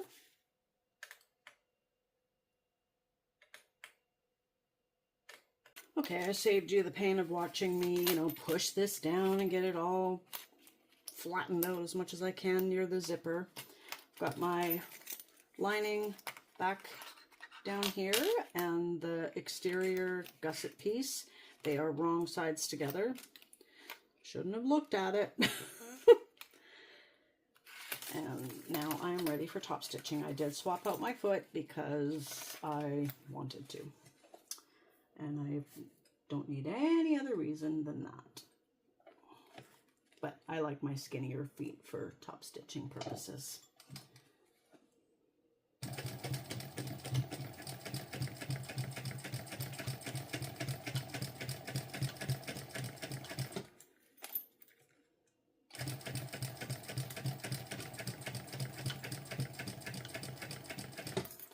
Wonderful that the thread just really blends in with this, so it doesn't matter. It would be nice to have a contrasting thread, T-H, not F. But, sometimes my top stitching is wonderful, and sometimes it's a little lacking.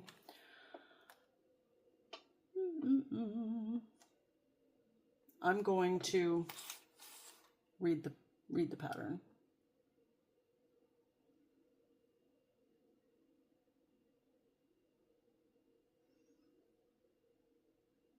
Okay, I'm not going to top stitch right now. I mean, I did top stitch. I'm not going to close the gusset. I'll do another one of these on a live one day. And hopefully I'll be faster at it.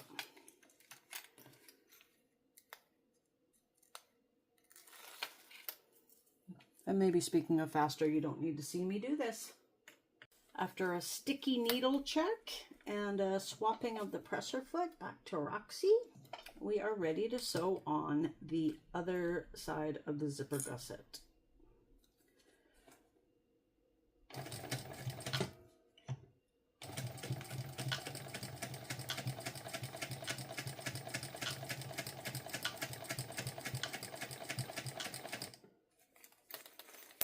Move my pulls a little closer to me for a few more stitches. And then move them needle down, firmly implanted in your work, and then move your pulls. Now with this foot, I find it a little more difficult. but totally worth it.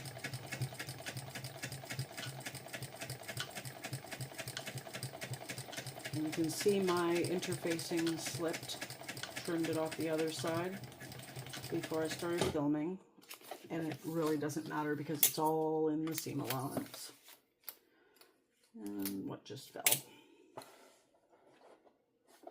Sewing clip. Got a little personal there. But that's okay. Move the pearls back to the center.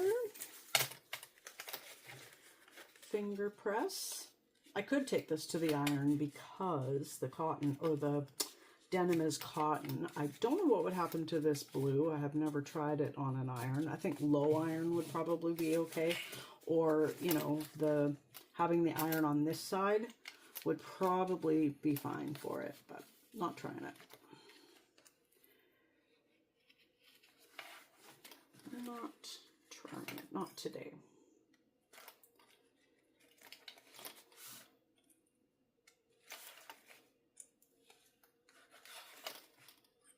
Oh, that's where that clip came from. This side. Another one.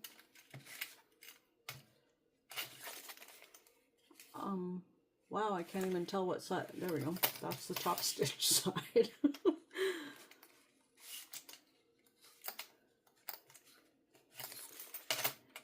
Couldn't even tell.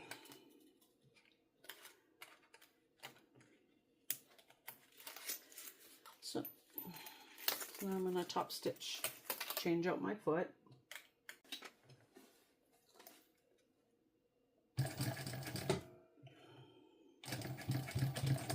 Whoa! Oh, my machine just made a nasty sound, and my needle, oh, there we go. Not ready to go yet. I've got to find out what happened. I have too many threads here, and look at that. Nesting. I will keep rolling to find out what's going on. So my thread from the top thread, I know you can't see it, isn't twisted or anything. The machine appears to be threaded fine, and the quick fix probably isn't anything wrong right now, but is to just check the bobbin, take it out, reinsert it, put it through all the loop-de-loops that you have to, and we will see. It happens, that whatever happens when it just gets stuck and gets, I guess some bird nesting can make it so it just won't move anymore. I don't know. That scared me. I hate it when that happens. That it happens with this blue thread, and it didn't at first, and it is the most used color I have. So I'm just wondering, as I get closer to the end of that thread cone, which I still got a ways to go, if it was wound incorrectly or too tightly. I don't know. I have no idea, but it scares me. That's why when I chose denim for this, I'm like, oh man, I want to use denim thread then, or the blue thread. So it scares me.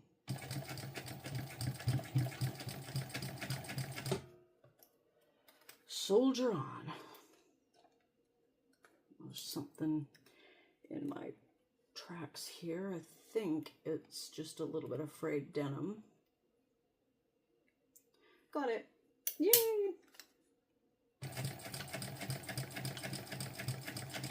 So I don't know if you heard what my machine did. It just kind of came to a grinding halt. And it didn't really grind, but it scared me. And it would be interesting to hear if it was audible on the recording, and then maybe somebody can tell me what the heck that was. Or if someone else has a same or similar machine, that if it happens to them, this will provide comfort that, oh, that's what RJ did, so that's what I'll do too.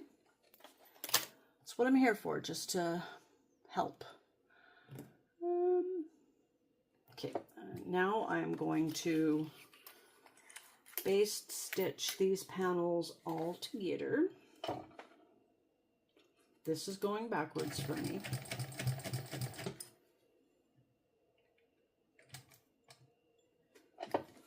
And I might want, oh, I wonder if my needle is sticky. I'm going to test it after I get a little further away from the edge. Yeah, that feels okay there. No, feels fine. That's something else to make a note of. It's possible that that's when the needle got sticky before, and if I wasn't in the middle of sewing right now, yes, I would use an alcohol wipe. But it's not, oh my goodness, it's so sticky, I'm surprised I can sew. It's not that sticky.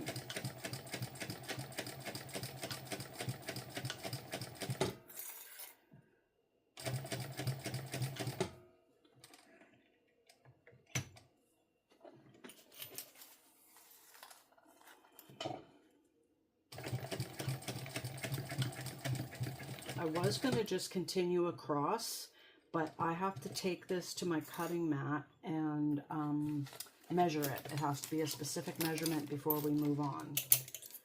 So that's what I'm going to do after I close up the other side. If I closed it off the way it may have been a little bit more efficient, then I might be trimming some of that off. I might be trimming some of it off anyway, but we'll see. I'm just trying to think, have I ever had to trim some of it off? I think I have.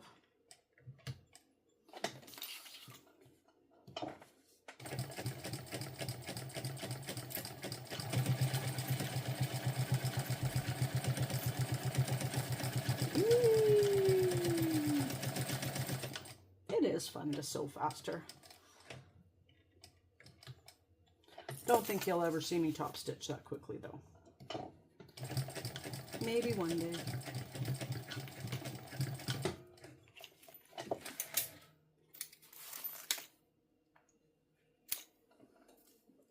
And there we go, our top zipper gusset.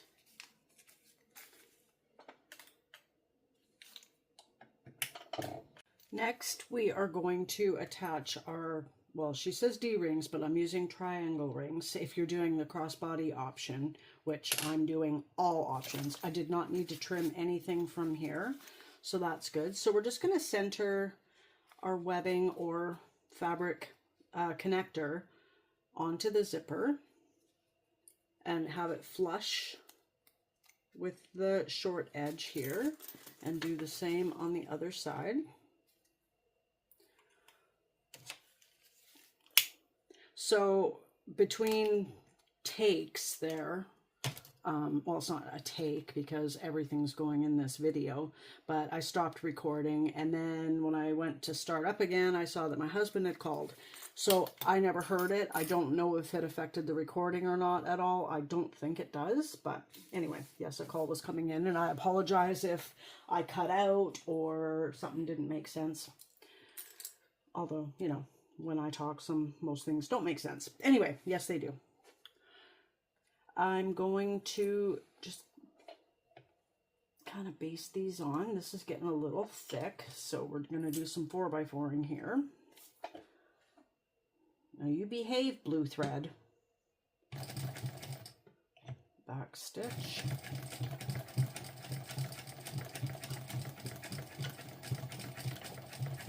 So we're going over zipper teeth here too. This is quite thick, quite beefy.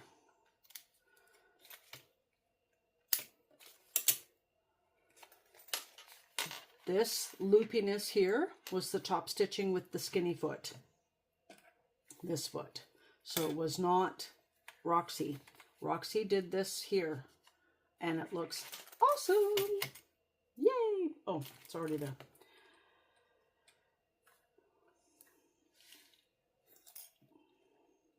Now, I didn't really double check to make sure this was straight. And with the triangle rings, it's perfect. You just line the tip of the triangle, the top of the triangle, with the middle of the zipper teeth. I am pushing this presser foot up as high as I can with my knee lifter, and it barely got under there.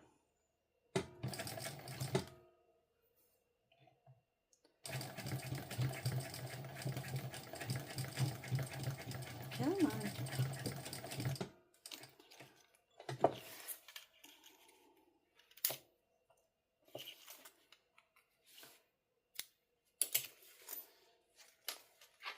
And again, loopiness from the top stitching, and that part is fine. Yay! Now we are on to attaching the bottom gusset, the lower gusset. There's so many loose threads that I just threw over to the side here. Allow me to tidy. There we go. And here are our gusset pieces. Right side up, the zipper panel. Right side down, the bottom gusset. And again, I went wonky on that. My heat press is only 15 by 15, and they probably make them bigger, but I have to do it in 2 stages, like have it there, press down, holding this part, and then flip it over. So you do get a little bit of shifting, and it is totally fine as long as it's in your seam allowance, which mine is. And this is getting quite thick there. The roller foot will probably climb over that easier because there's a nice smooth piece over all the loopiness, all the lumpiness, that's what I meant to say. And then this is the right side. So we're going to put the right side of the bottom gusset lining to the right side of the lining piece on the zipper gusset. And clip those together, line everything up as best you can.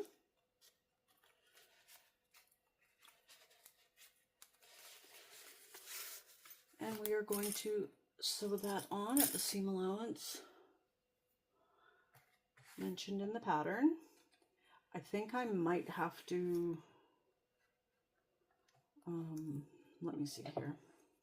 No, that's okay. I was going to say I might have to use, I find that the presser foot goes up a little bit higher if you take it up at the take-up lever. I think that's what it's called. There, it's the first level of up. I can push it higher, and it does raise it higher. So anyway, but I did get under there with the knee lifter.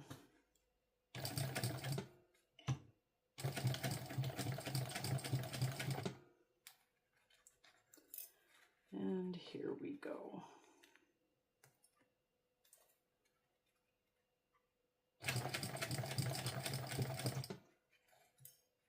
Let's see about coming down. Eek.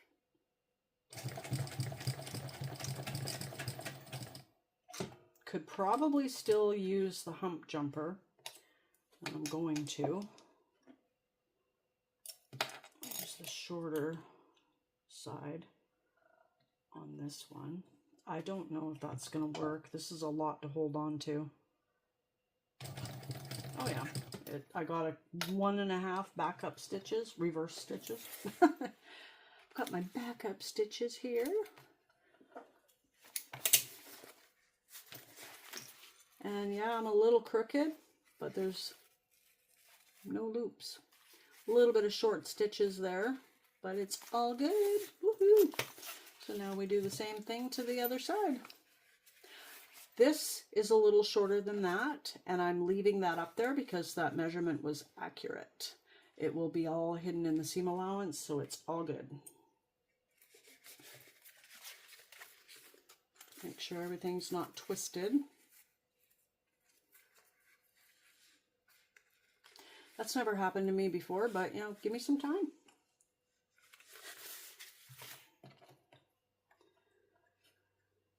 And we're getting a little thick here with everything. I mean, it's no thicker than the other side, so disregard that last bit.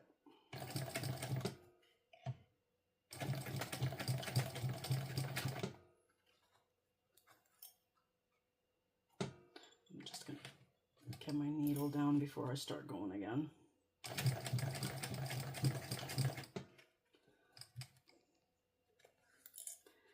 And I'm going to get my hump jumper ready.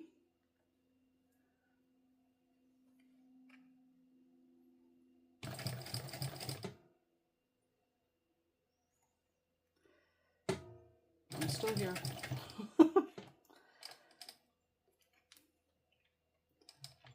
Don't pop out, don't pop out.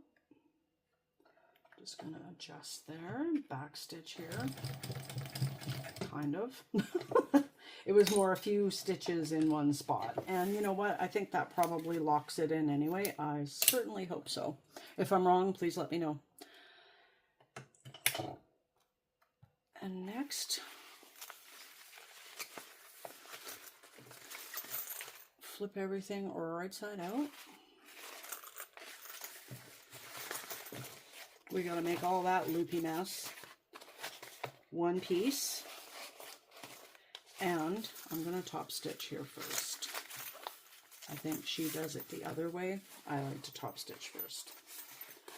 We're gonna top stitch the bottom gusset pieces downward, and that'll be nice and thick too. And I am leaving that foot on, and I'm going to top stitch at a bigger seam allowance than I did for the zipper, beside the zipper pieces.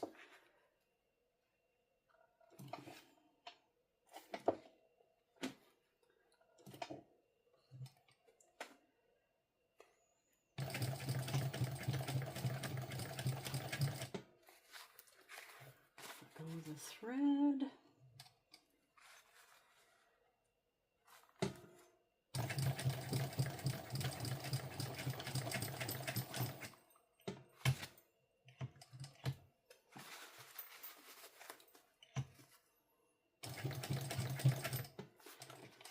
Again, got a few, a couple, 1.5 back stitches going. Okay, we have loopiness, so I'm not happy with that, and I am going to seam rip.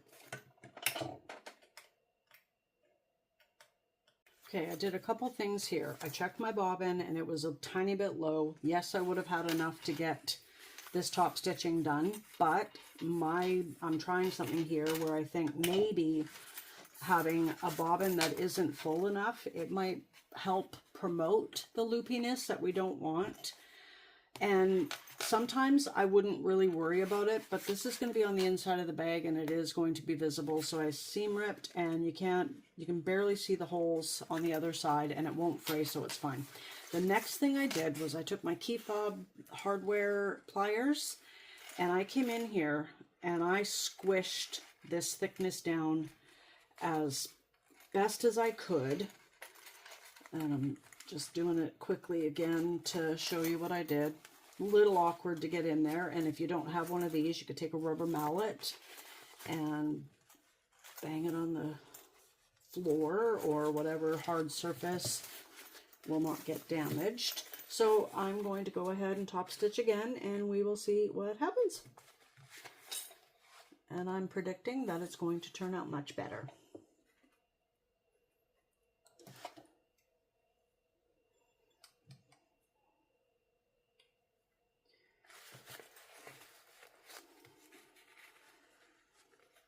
Come on, please.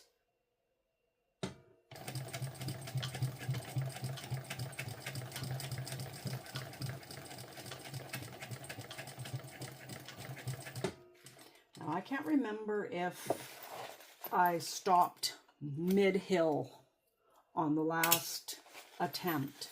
And, okay, it is much better. Okay, let's disconnect the umbilical cord there. Okay, I'm leaving that. There's a tiny little loop. I'm not going to pull on it, but right here, there's a little loop, and I'm going to just call it 1 and done, or 2 and done, and I'm okay with it. I'm going to repeat the exact same steps on the other side. Okay, I went ahead and closed up the long edges of the gusset, sewed them together at the seam allowance mentioned in the pattern. Yes, I had the looping again. I decided not to film it. Yes, I seam ripped, and yes, I fixed it. Yes, I have a little tiny loop on the underside, and I'm just going to have to live with that because good enough is good enough. If it was on the outside, of course I would try again, but it's on the inside and it's okay. So now our top zipper gusset and our bottom gusset are all one loop piece, and this is the kind of loop we like, not the loop of the stitching. Do I still like my roller foot? Yes, I do. Selfishly, I'm kind of glad that it is still doing the loop thing on occasion, because if it solved all the problems, then my husband would probably say, well, you really don't need the new dream machine that you have in mind. And I really want that machine. So anyway, selfishly and greedily, I want the new machine, and I'm kind of happy that it looped a little bit. Anyway, so now it is time for assembly. Turn your gusset piece, your whole one piece, inside out, and grab your back panel. So I've learned a couple lessons here. I am always going to mark my centers ahead of time to save you guys time, to save me time at the machine, and to make things line up better. And maybe that's the reason why things went loopy. I know it isn't. Oh, I have to make marks. I've made my marks, transferred the marks from the back panel pattern piece onto my back panel, and I'm just going to line everything up, and I will speed you through this.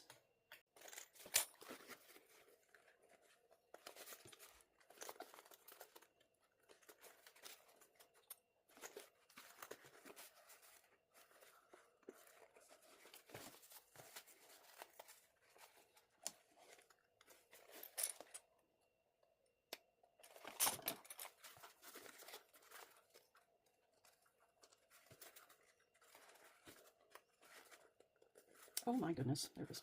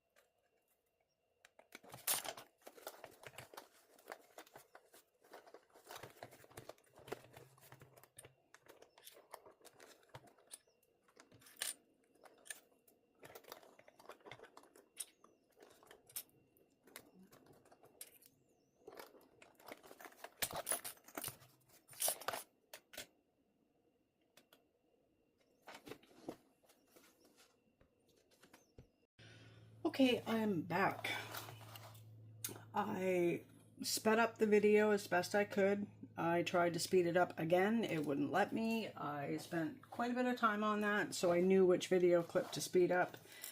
I cut the time in half, and that was the best I could do.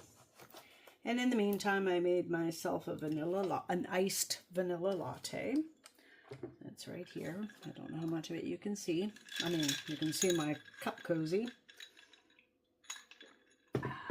I should be pinging off the walls pretty quick.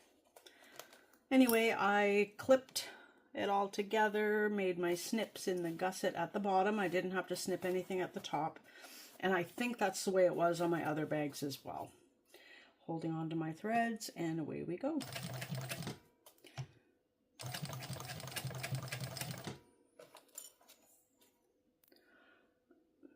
Okay, sorry. There we go. Need my trusty screwdriver.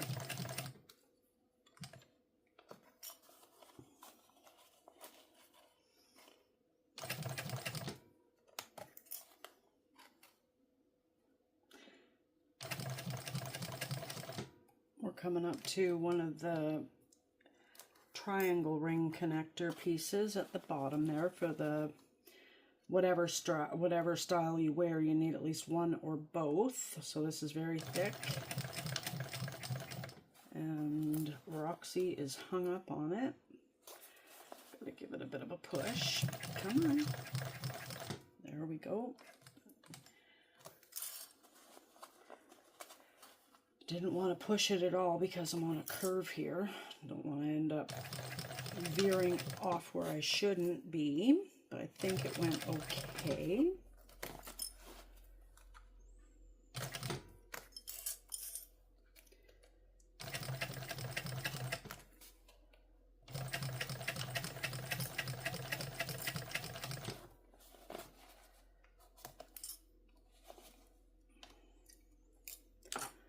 Grab my hemostats here.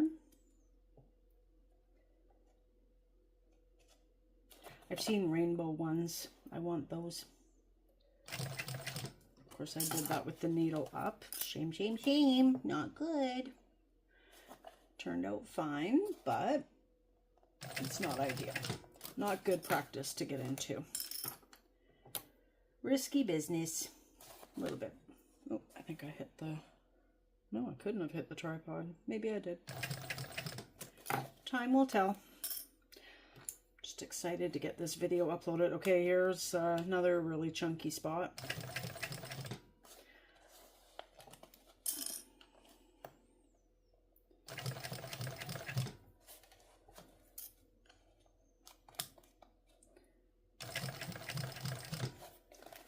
Had to give it a little push again.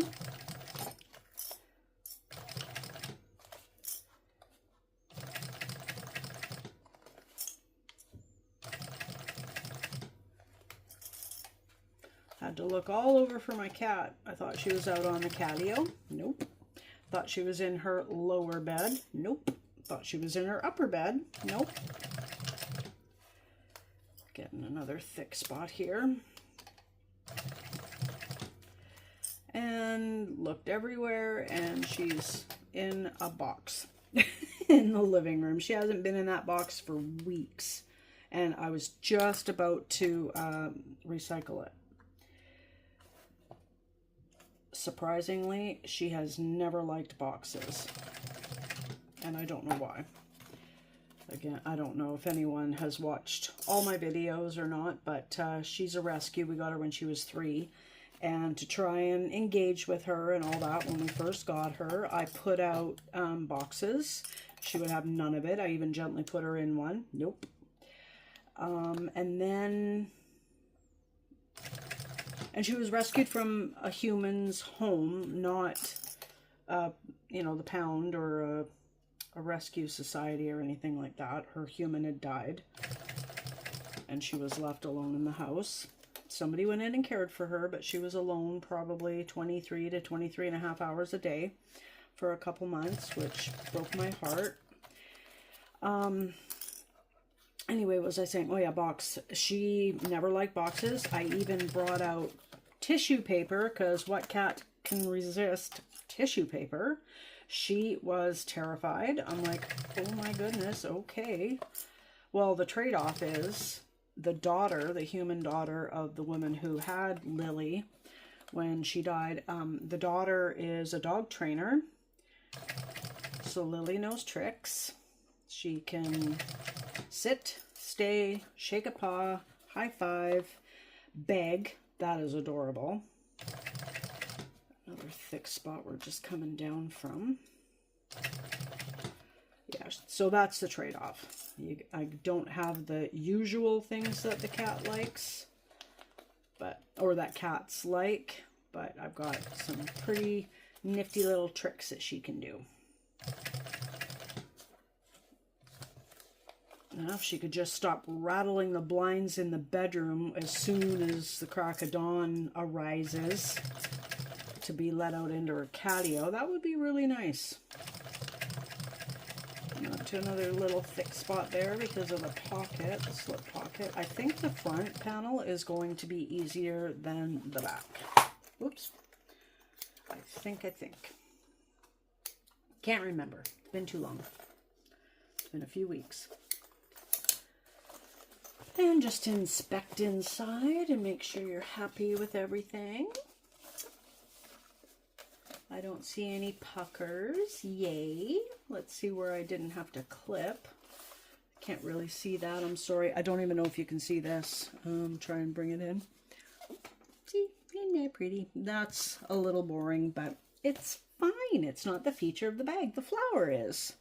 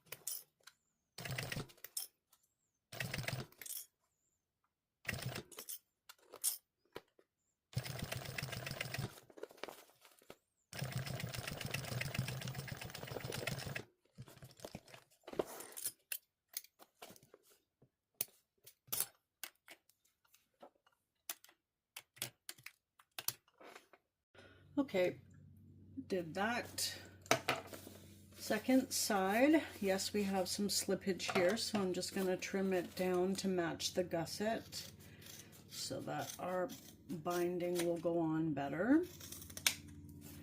I'm of the mind where I like to stay focused on the seam allowance required for the steps.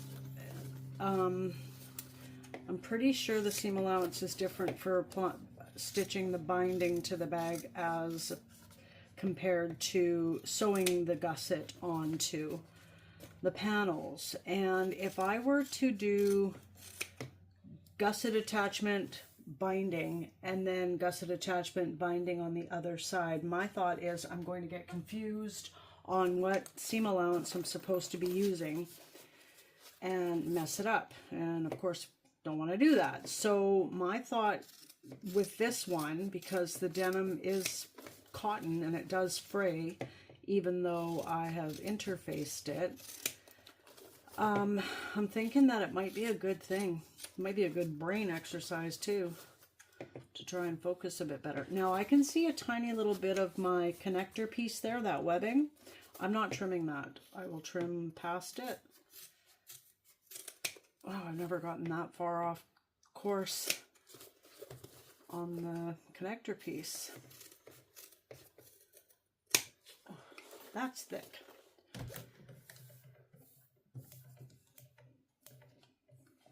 All thrown away, most of it, and now it is time for attaching the binding to these raw edges.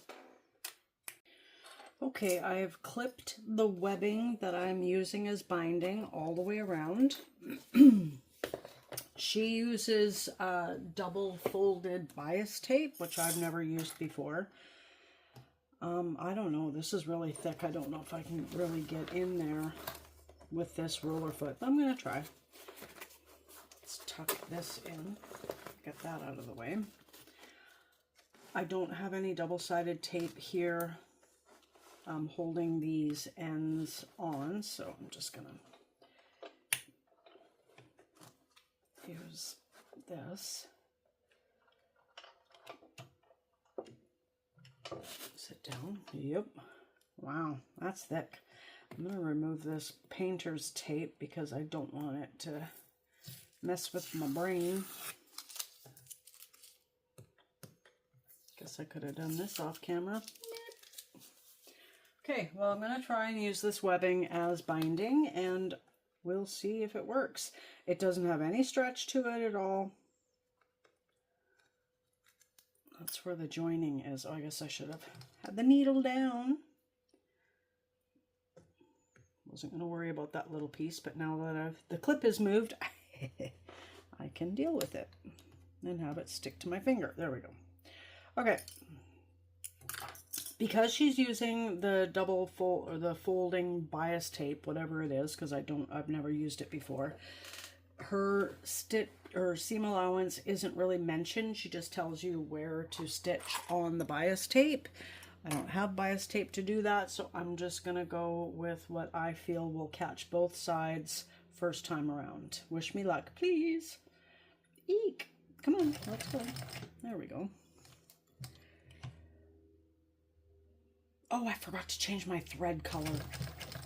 Guess what? It's not too late, but I'm not gonna bother.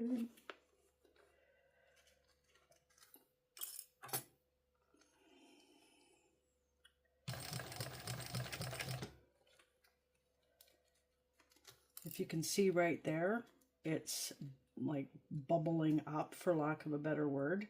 So it's not stretchy, not ideal. I don't think it will make any difference in the function of the bag or the use of the bag. But this as webbing, I think would be absolutely horrible and painful if you were using it as a crossbody bag or a sling bag, anything where it's touching any skin at all, especially the sensitive skin of your neck.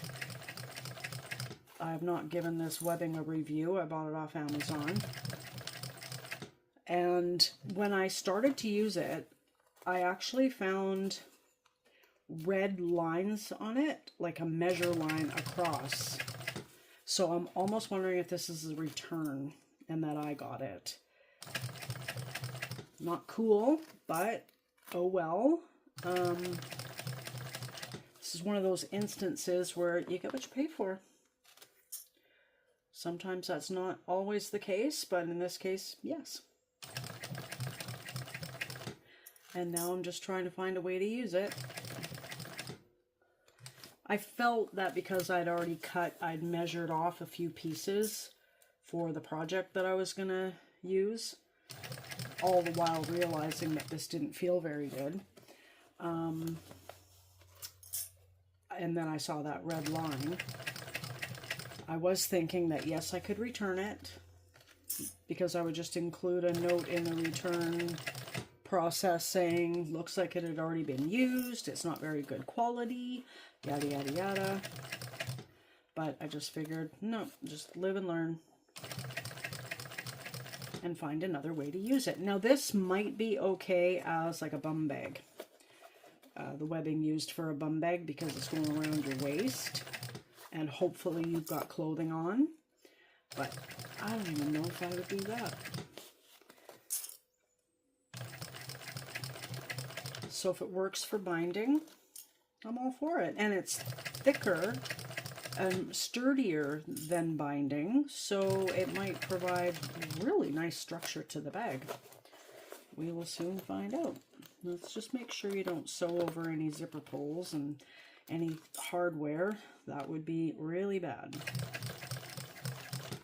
We think that sound that the machine made earlier, it scared me. What would sewing over a zipper pull do?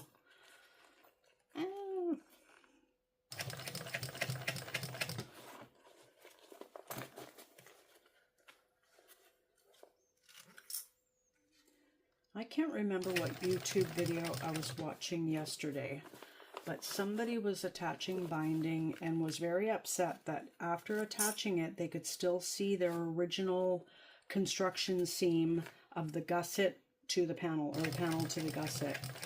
And to me, in my opinion, that doesn't really matter.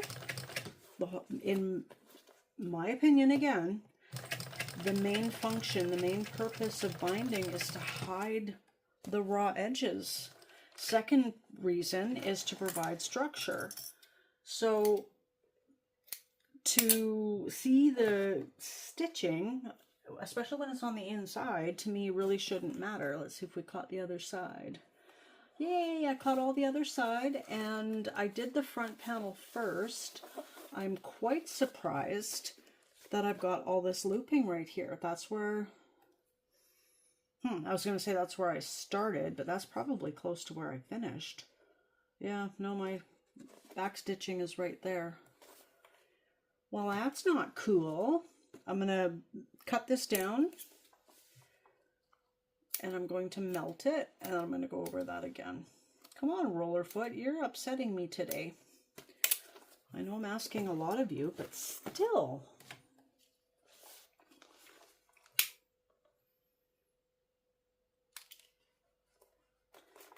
Melt, melt, melt. Where was it?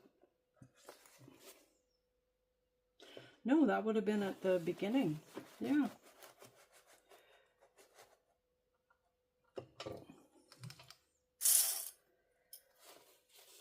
Did I have troubles? Did I have to push it to get going? I'm not sure. Trying to go right over my original stitching on the binding, and I'm pretty sure I nailed it. Oh, look at that. Nesting galore. What happened, man?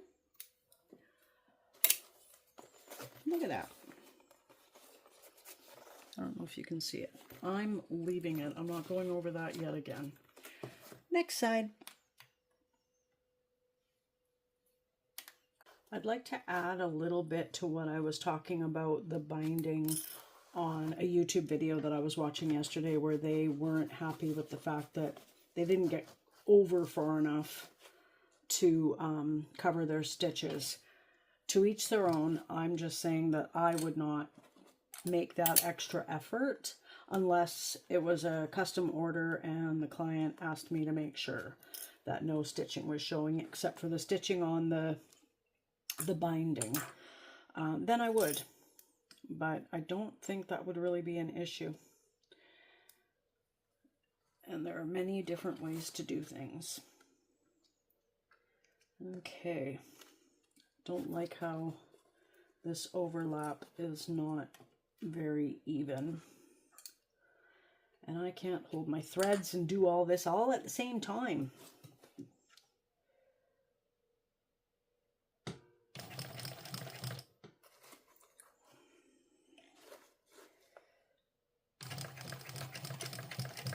barely catching that part. But I'm just going to sew it on right now and fix it if need be. Over it again. Now we got some thick parts coming up on this side. There's the top connector, the trapezoid shape. I think it's a trapezoid. And then we've got the connectors down lower. It's going to be very, very thick.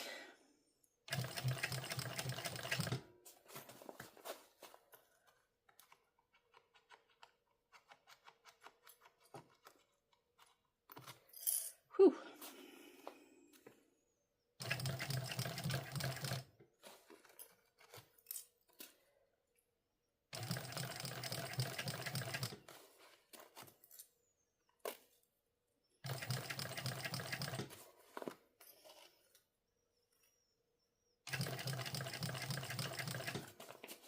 Would I recommend using webbing for binding over bias tape or fold over elastic? No. Most definitely not. We're coming up to a thick part here. Come on, Roxy. You can handle it. She went over that, no problem.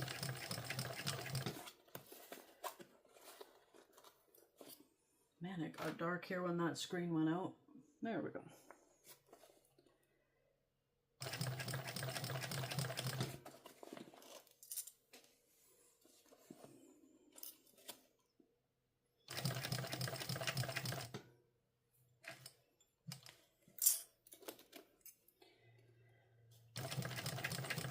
And if I get this returned to me, I won't sell it online. I will sell it in person.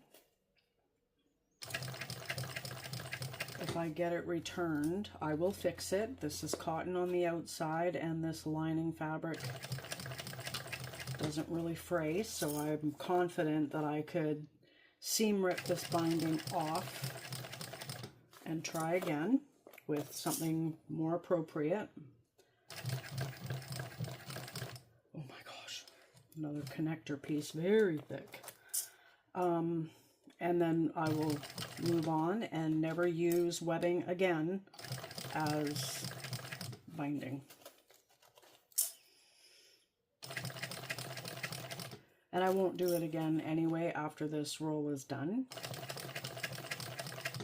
Almost sounds like it's going to be really loopy on the other side. I don't know. Hopefully not. Oh, why did I take that clip off? Oh.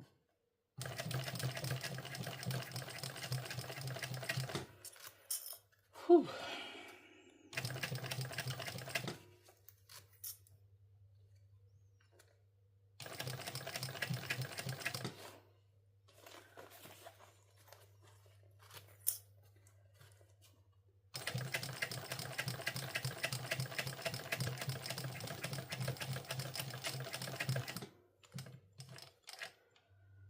Okay, moment of truth. Almost knocked my latte over.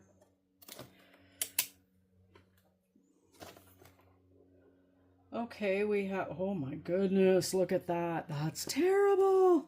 That's where one of the connectors is. I can't have that. And then here's the other connector, and it's a little bit. And then that's where the pocket edge is. Roxy, you're not doing a bang-up job here. Maybe it's the needle. I've heard that increasing the tension can be a good thing. I really don't want to do that. I don't want to mess. My tension dial here does not have numbers on it. I've been using pink Sharpie as marks. Used black Sharpie for a couple of them, and then I switched to pink just so I could differentiate between the different ones. Okay, so that is super thick. Don't even know if I can get in there. How did I do that?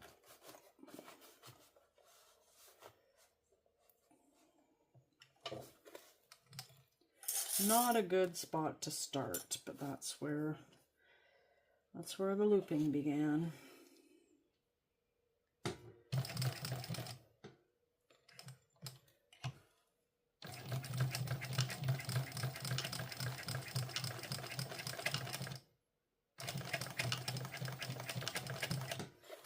Okay, let's see what happened that time.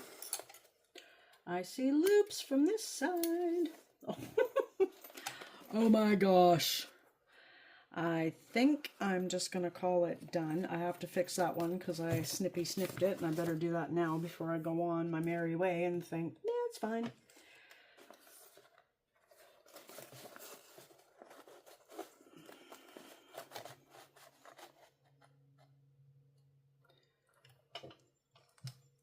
Oop, get my thread under there.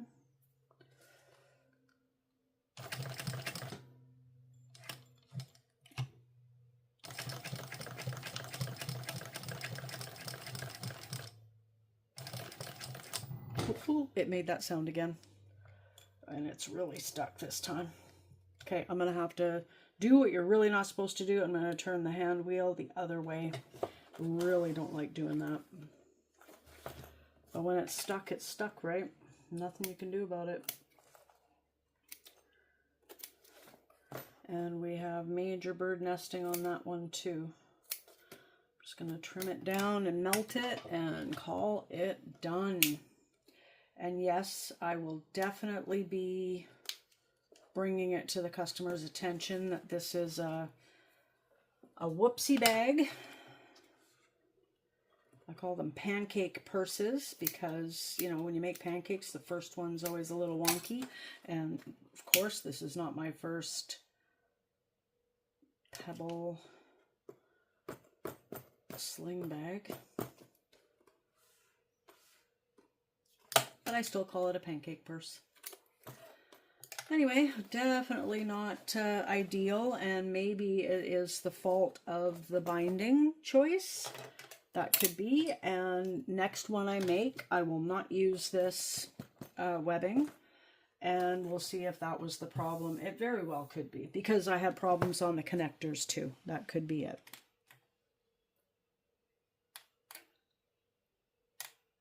Okay, it is strap time. I have turned my bag out. I will show it to you later.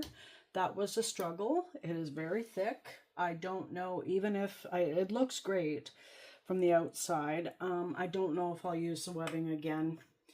It is very, very structured, which is a nice thing, sure, but very thick and very hard to turn out. This was my hardest one yet.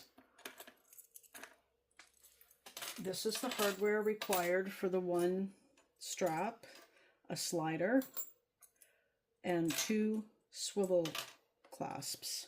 I've made a mark as per the instructions on either end, and we are going to feed the slider bar through it. Kind of going the wrong way here. Not the wrong way for the pattern, the wrong way for my hands.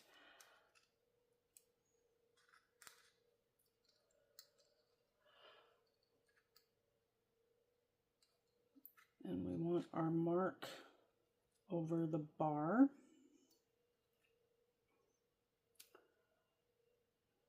I'm going to fold it in a little bit because we have raw edges on it. And yes, I've melted it, but still, they're not overly attractive.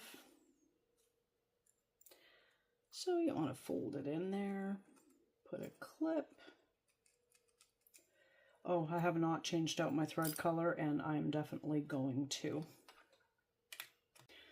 Okay, I got everything all lined up and situated here. Changed out my thread color to match the webbing.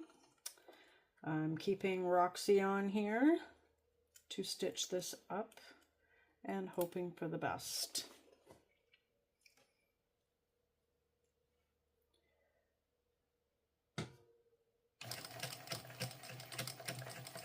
No, I'm not even, don't even think I'm on the fold there.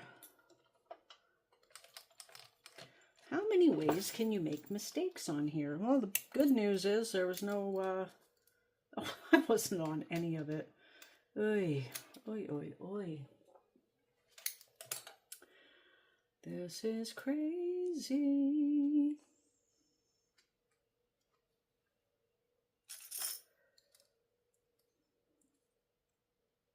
Of course, I have back stitched, so that locked it in.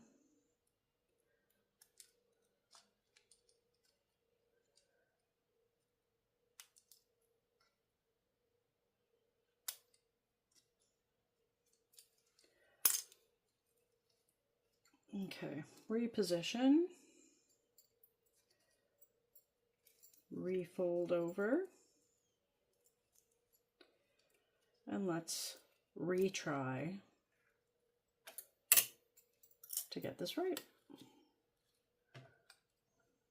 I don't have that much gray thread in my bobbins, so hopefully I don't run out.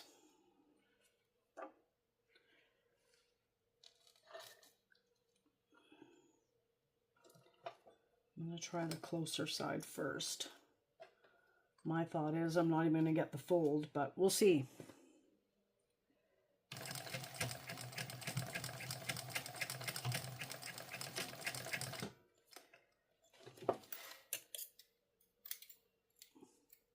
Yay, it's not loopy. Whoop, whoop. Did I catch the inside part? I did. So now I'm just going to sew very, very closely, because that's right smack dab in the middle, but with the foot being the size it is, I couldn't get in there. It's a tiny bit crooked there. I don't have it in me to fix that. I don't have any more of this webbing, so if I were to pull it and ruin it, then I don't have any more. So I'm just going to go with it. Because of the way the binding went with the looping threads on the super thick parts, it's going to be a discount bag anyway, unfortunately. And, yep, looks good. Yay!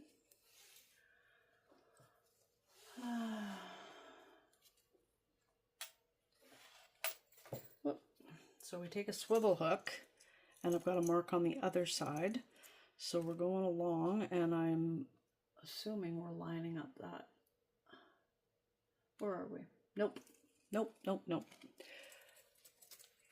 I'm starting to doubt my abilities here. So I should have known that that's what you do. You just thread it on. I don't even know if you could see any of that. But it's on there the right way. The fold over part is hidden inside. I will burn all that later. Melt it all later, I should say.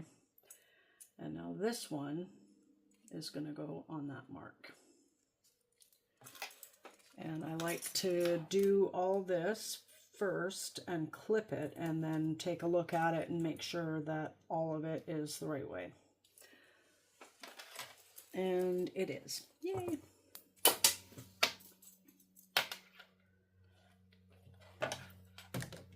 Okay, can we just stay up on the table here, please? Thank you.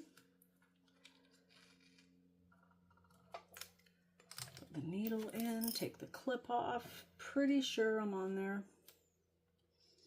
On the other side. Let's sew.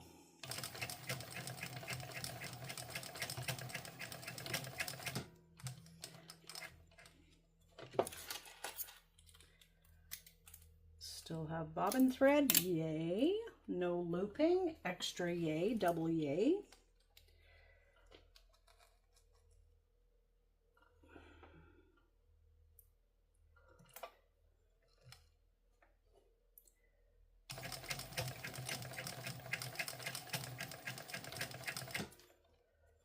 I'd love to use rivets on here, but rivets through webbing can fray over time, and then you're going to have very upset customer.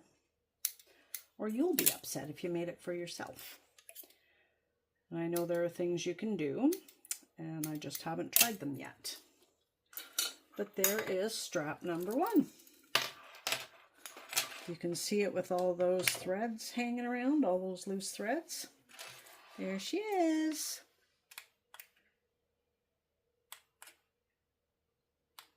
So there you have it. I have completed the Pebble Sling Bag, a pattern by Kandou Crafts.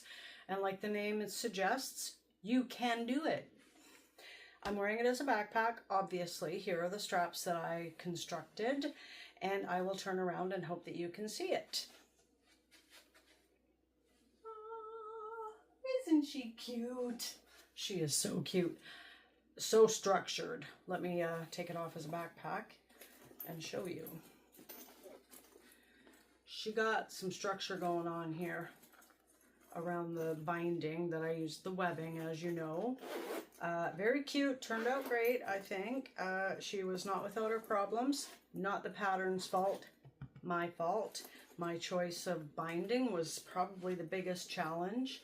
Not having a walking foot. The roller foot, Roxy, she helped out big time, but ideally she's not the industrial sewing machine with the walking foot like I want. I've heard compound walking foot. Maybe that's what I want. I don't know the difference. Beautiful floral flower iron-on patch. Ooh, so cute. Here's the connector that holds 1 or 2 straps. I'm going to undo one bottom here. Oh, no, I don't have to do that. I'm going to undo one top here. That's the wrong one. I'll put it on the wrong way. This is not the way I wear it. Oh, my zipper. I was flying low. Yeah, I'm 5'6", and I've got the straps done up as short as possible for the backpack. Just trying to make it longer. Should have done that before I put it back on. But there it is as a sling bag. And then it can become a crossbody bag too. Oh, that means we take it off both ways and put it on here. You obviously would remove, 100% remove the other strap. And, you know, if you don't want to lose it, you put it in the bag somewhere. And I will make this longer. This is why that little snap is on there. And it popped off. Oh my gosh, can you believe it? Yeah, I can with my luck. Yes, I will install it again. But the reason there's a snap on there is to close it so that this isn't just blowing in the breeze and being annoying. And it's going to be annoying until I... Oh, I'm going to have to remove that too because it's smushed. There it goes. Here it is as a crossbody. I don't know how much of this you can see. Lift it up a bit. So there you have it. I hope you enjoyed this video. If you did, please give it a like. And if you haven't yet, I'd love it if you'd click subscribe, not subscribe, subscribe. I have a goal. I don't want to mention it out loud, but I do want to be able to go do live streams from my phone before the year is out. So I guess I pretty much told you my goal. Anyway, here she is, the Pebble Sling Bag, a pattern by Kandou Crafts. I'm RJ from RJB Crafted. Have a great day and take care.